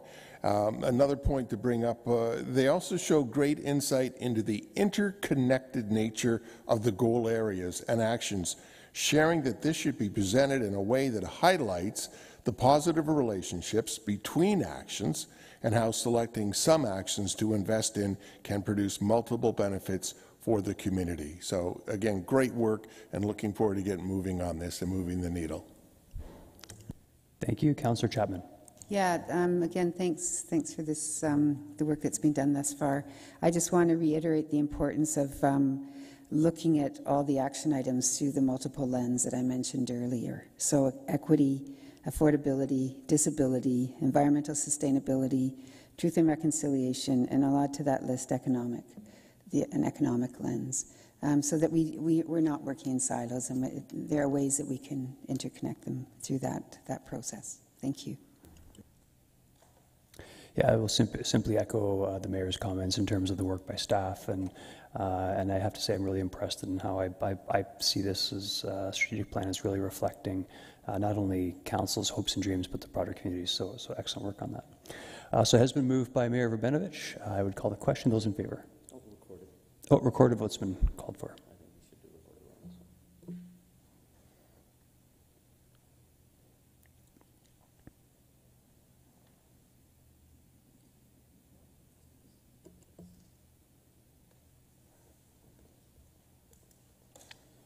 And that carries unanimously. Very good. Okay, the next item is the collaboration space in the UW Innovation Arena, and Mr. Bloom, I believe.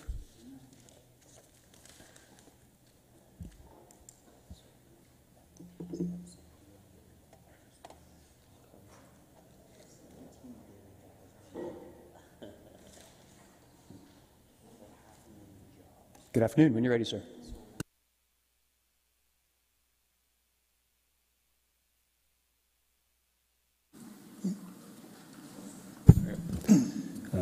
Thank you, Mr. Chair, members of council. I'll turn the floor to Mr. Bennett. I just wanted to start very quickly to say this is an exciting opportunity for council to be considering. Even well before the pandemic, there was an excitement and an inertia amongst our community and our business community to really see this region grow its role in health innovation, not just locally, but in Canada and beyond.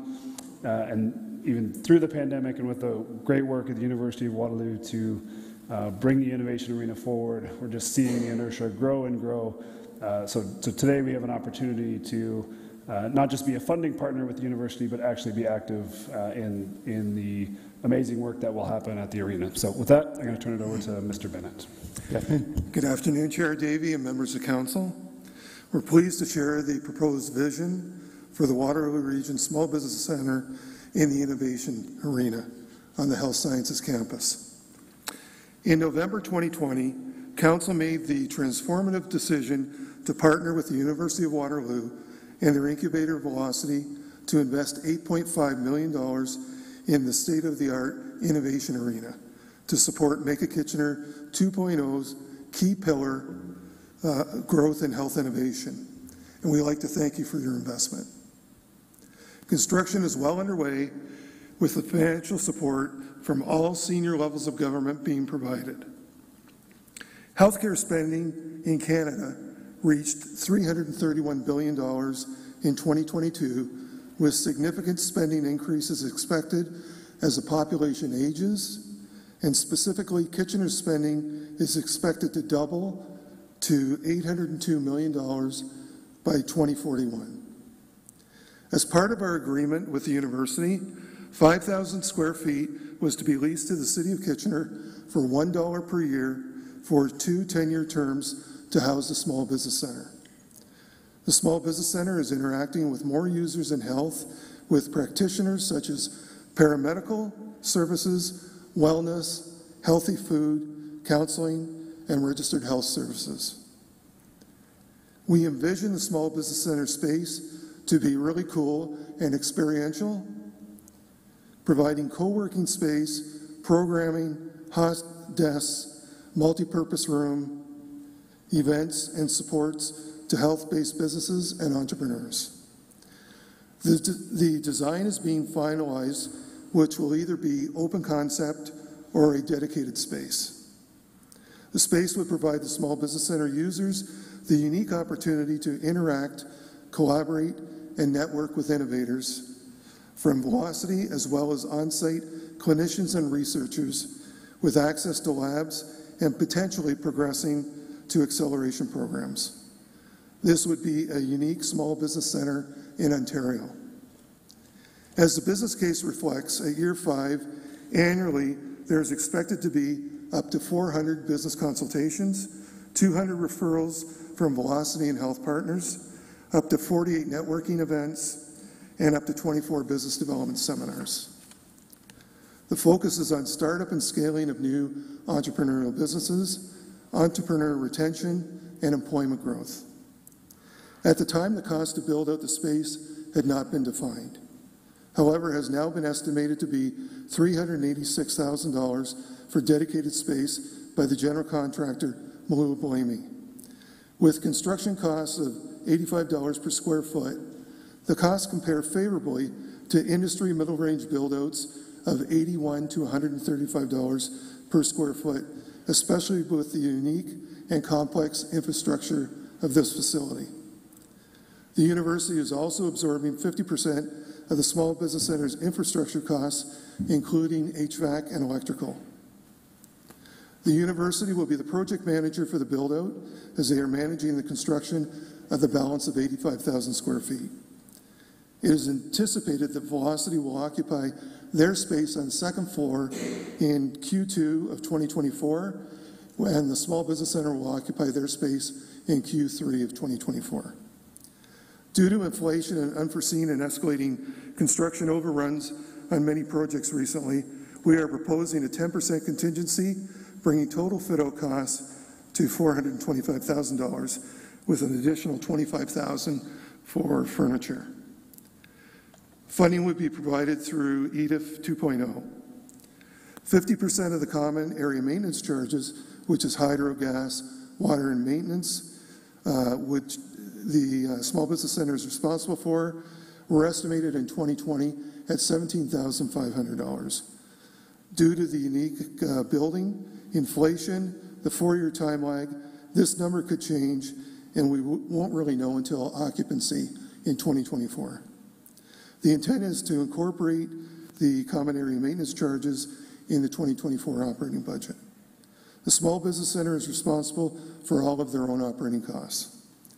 It is anticipated the Small Business Center will continue to operate within the Idea Factory until 2025, and in the interim, the innovation space will be used by health-related entrepreneurs and for events.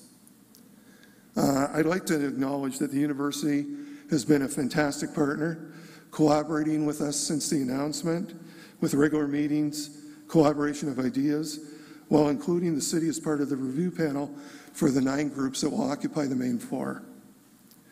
On a housekeeping note, in the resolution, there's a reference to Unit 2A. The unit space has not been defined at this point in time, so we would like to have that reference to Unit 2A deleted. Thank you for your consideration. Thank you for your presentation, Mr. Bennett. There's a couple people in the queue so far. Councillor Ioannidis. Thank you, Chair Davey, and when it's appropriate, I'm prepared to move the recommendation. Thanks for your presentation, Mr. Bennett. I guess, to me, when we look at this project, we need a space anyways, regardless for the Small Business Center, since we've kind of moved them out of here anyways, correct? That's correct. Okay, so we need to do this regardless.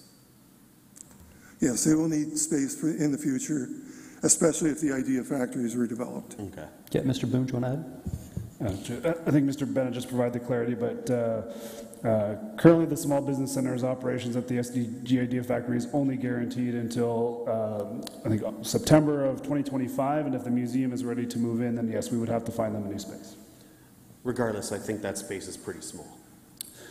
Correct, and this certainly provides them, whether they're there or not, an opportunity to locate many of their core services. Yeah, and that's the space where we're going to be located would definitely give us that connection to all the small businesses that are going to be coming out there that we could be advising in the future, correct?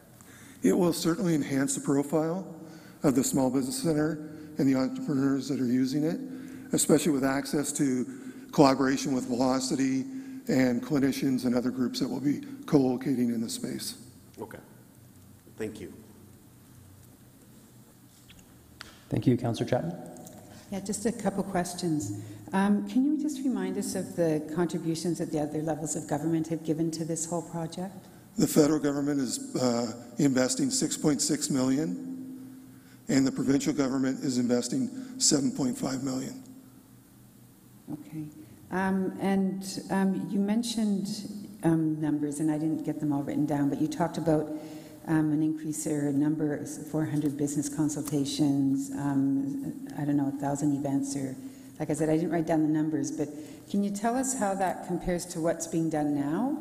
And so how much of a growth is being anticipated? So these are focused on health entrepreneurs going forward.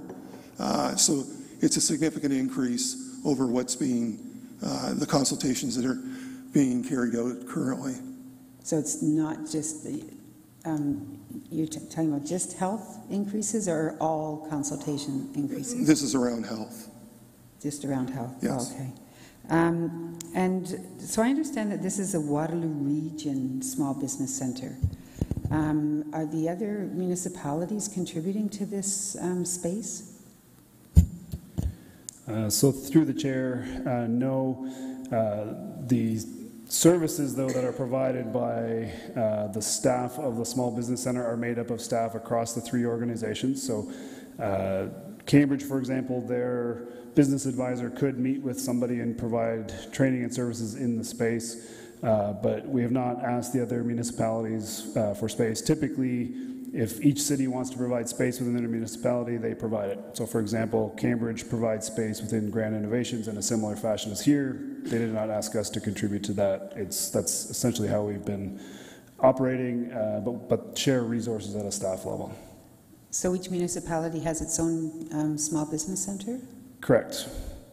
Okay. Or at least they have space, so they all operate together as a center, but each municipality will have a location to which they can provide services out of. Waterloo's is much smaller. Kitchener, we have taken the role of being really the main central provider for many of the key services and programs. Okay, thank you. Thank you. Councillor Clancy. Yeah, just a quick question. Is the group making use of, of perhaps like federal funding to reduce the energy costs of the building? I know part of the operating costs had to do with various kinds of energy, and just wondering how you're optimizing this retrofit phase to look ahead. So the funding that was received by the university is being used for the capital costs, and part of that is around sustainability. So they are looking at, more energy efficient operations moving forward. It is a very complex and unique building. When we get a chance, we'll ensure that council has an opportunity to tour the facility, but that's the expectation. I guess, no, I thought there would be, I know the federal government has separate funding supports specifically for industrial type retrofits, so I wasn't sure if that was a separate funding item, but that's okay, we can talk about it. Okay. Thanks. Thank you. Councillor Singh. Yeah, maybe no politicians will be allowed in the building to mitigate against hot air, so that may be one way of doing a sustainability effort in the building. So again, I think you've already made the rationale. We had space here. They had to relocate to the SDG building. It's not as big, but again, that space is really meant for a larger vision for the SDG project there. And this location leverages on Communitech across the street, as well as the innovation arena in the health sciences, and can additionally leverage on the existing consultations that are being done for all types of small businesses, correct? That is correct. The relocation of the small business center, really they'll be at center ice of the innovation district. Okay, excellent. And the other thing is, who's going to retain the sense of ownership of this space through the lease? Is it going to be the City of Kitchener, or is it this, like Small Business Center? Is it like an arm's length transaction? The lease will be with the City of Kitchener. Okay, all right. No, the reason why I ask is I would hope that the space is further enhanced with participation of other City of Kitchener staff, like for example, or through our business licensing officers, right? Where here there was a vantage point. You could go for a consultation when someone wants to register. Again, they're within that space. So if we can do more than just the consultations there, I think that would be advisable. But you're nodding your head. Perhaps that's what the envision is. And through the chair, maybe the clarity I can help council with, because they may not be familiar with the small business center. So it is not actually an entity. It is a shared service amongst all the municipalities. Yeah. So the space is essentially ours, and we can program it and use it as we wish.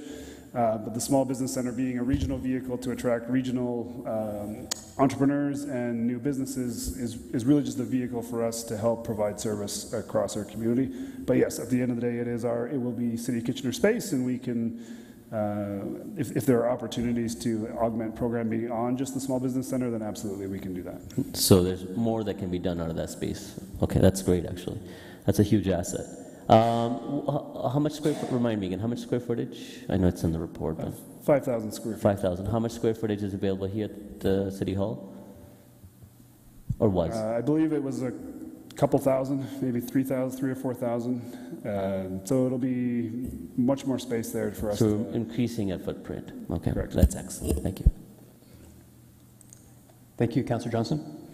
Thank you, Chair Davey, and I apologize. I should have declared a conflict earlier, and I will be filling out the proper paperwork for this, and will not be voting. For sure, not a problem. I do think you have to just sort of state the general nature of the conflict, Oh, though. yes, due to my employment. Thank you. Okay, there are no one else is in the queue for questions, so it's been moved by Councillor Ioannidis. Mayor Rabinovich, comment? Yeah, just a quick comment. Pleased to see this moving forward, and for Councillor Ioannidis to be moving this. This has been a great, an important part of our economic development strategy, and a great collaboration between the federal, the provincial, and municipal governments, together with private donors and obviously the university in terms of going forward, in terms of the innovation arena as a whole. And I think in terms of our investment in continuing to support the small business center and being the key location from where it operates for the three cities, I think is just a great way for us to continue to grow the innovation district, and for us to recognize the important role that small businesses currently play in our community and will continue to play going forward, and demonstrates our commitment to that aspect of our economic development strategy. Thank you. And finally, Councillor Ioannidis. Yeah, thank you, Chair Davey. I won't go on too much. I think the Mayor said quite a bit that I agree with. And Mr. Bennett, I would think when you mentioned this is center ice, I think this is a home run. So, because that's what's being played right now. So, but anyways, yeah, it's a great connection, and we need to do it anyways, regardless. All the dominoes are falling into place, so it's an additional step that I think will improve, the business development within our community significantly. Thank you. It's been moved by Councillor Ioannidis. Those in favor? And that carries. We have one final item. I see Mr. St. Louis is here to provide some good news, as I recall.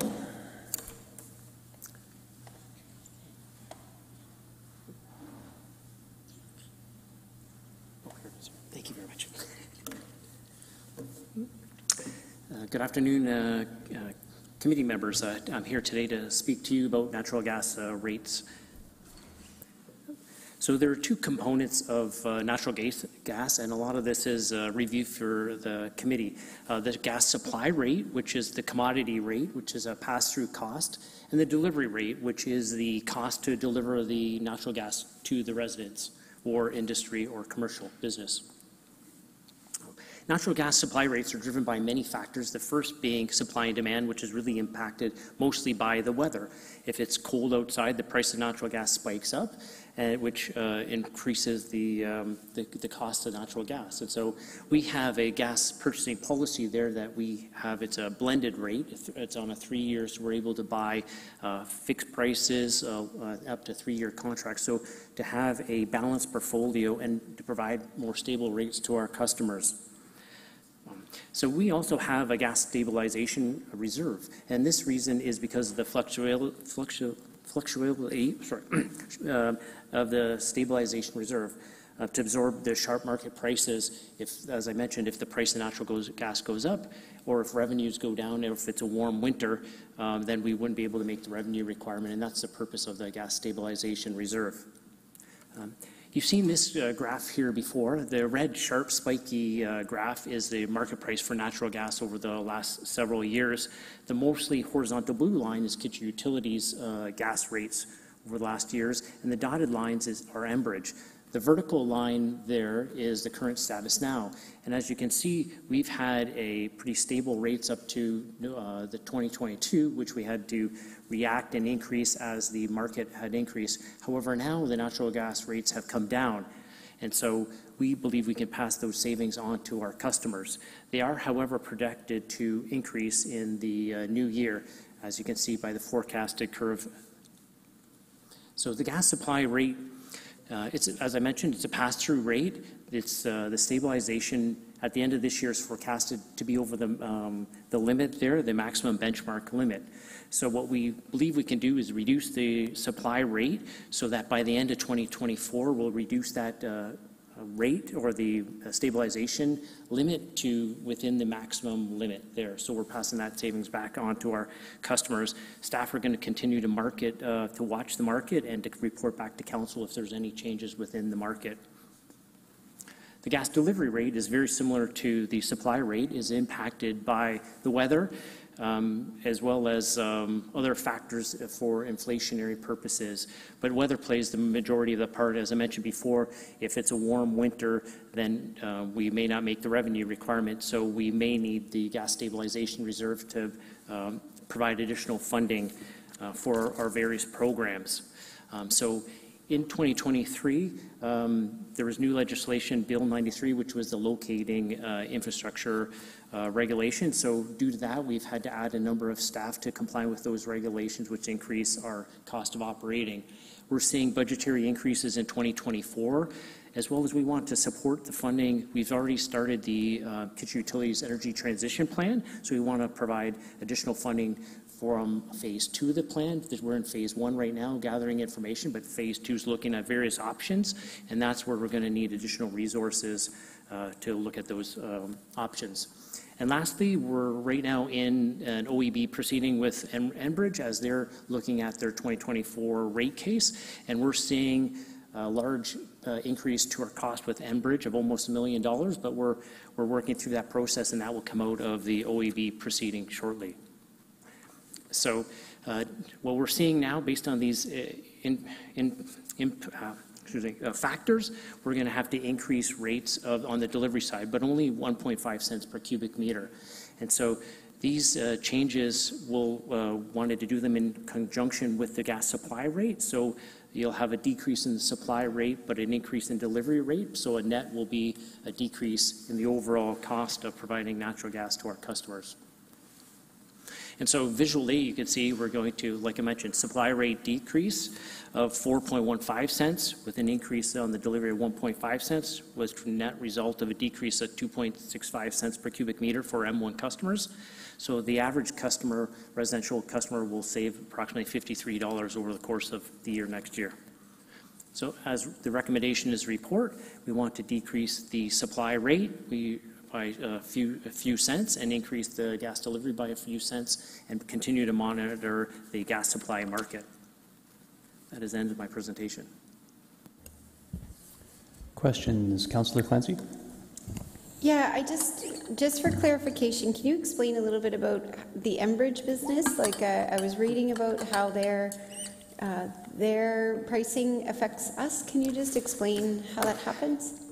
Through the chair. So we purchase our own natural gas, so that's nothing to redo that. But on the delivery side, all their pipe infrastructure, they have it across the province to get to us. So we have to pay a fair share of their infrastructure, pipes and stations that adjust pressure and things like that.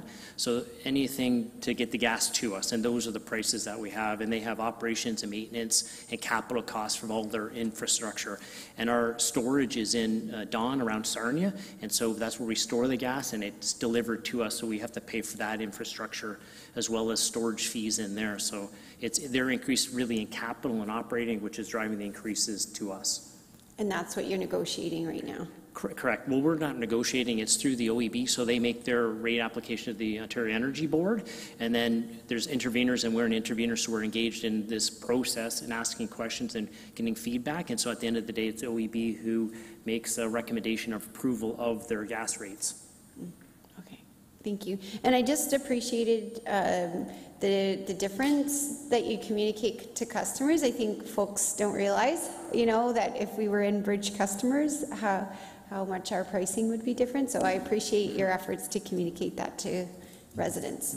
Thank you. Thank you. Councillor Donnell? Thank you, Chair Davey, and thank you for your presentation.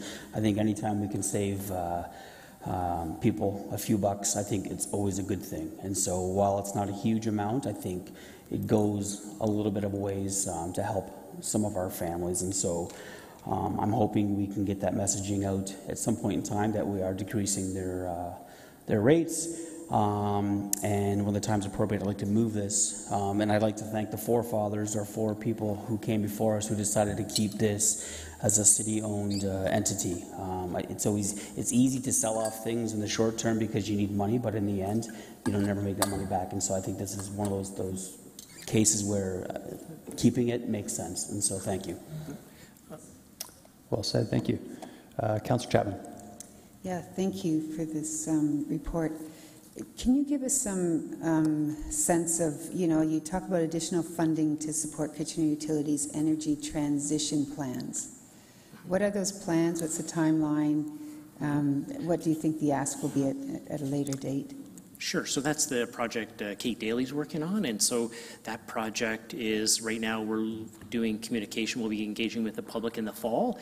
And then in phase 2, we're going to need like engineering consultants to evaluate option, to look at different options, marketing people, communication, and things like that. So we're going to be looking for those type of resources to get into the details, I think, more specific details, and evaluate the options to move Okay, forward. because I think it is important that people are aware of that there is a transition plan happening, right?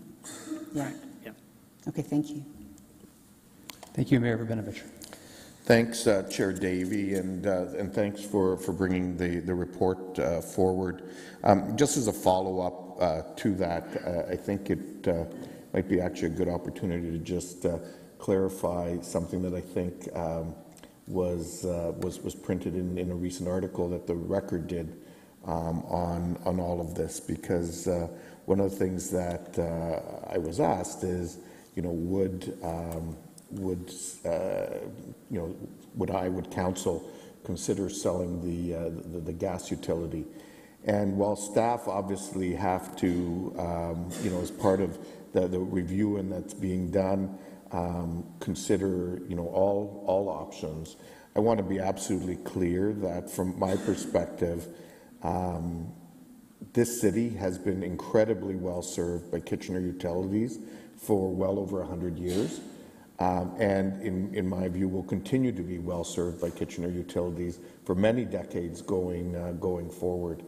While the product we may provide for energy may look different in the future, I think it's important that the community and that our staff team are cognizant of that, because it is the wisdom of our 4 councillors and mayors many decades ago to keep the licensing of kitchen utilities as a municipal asset has resulted in this city being able to have many facilities and amenities that have served our community and our council well, and that has really been a result of the great teams over many decades that we've had at Kitchen Utilities.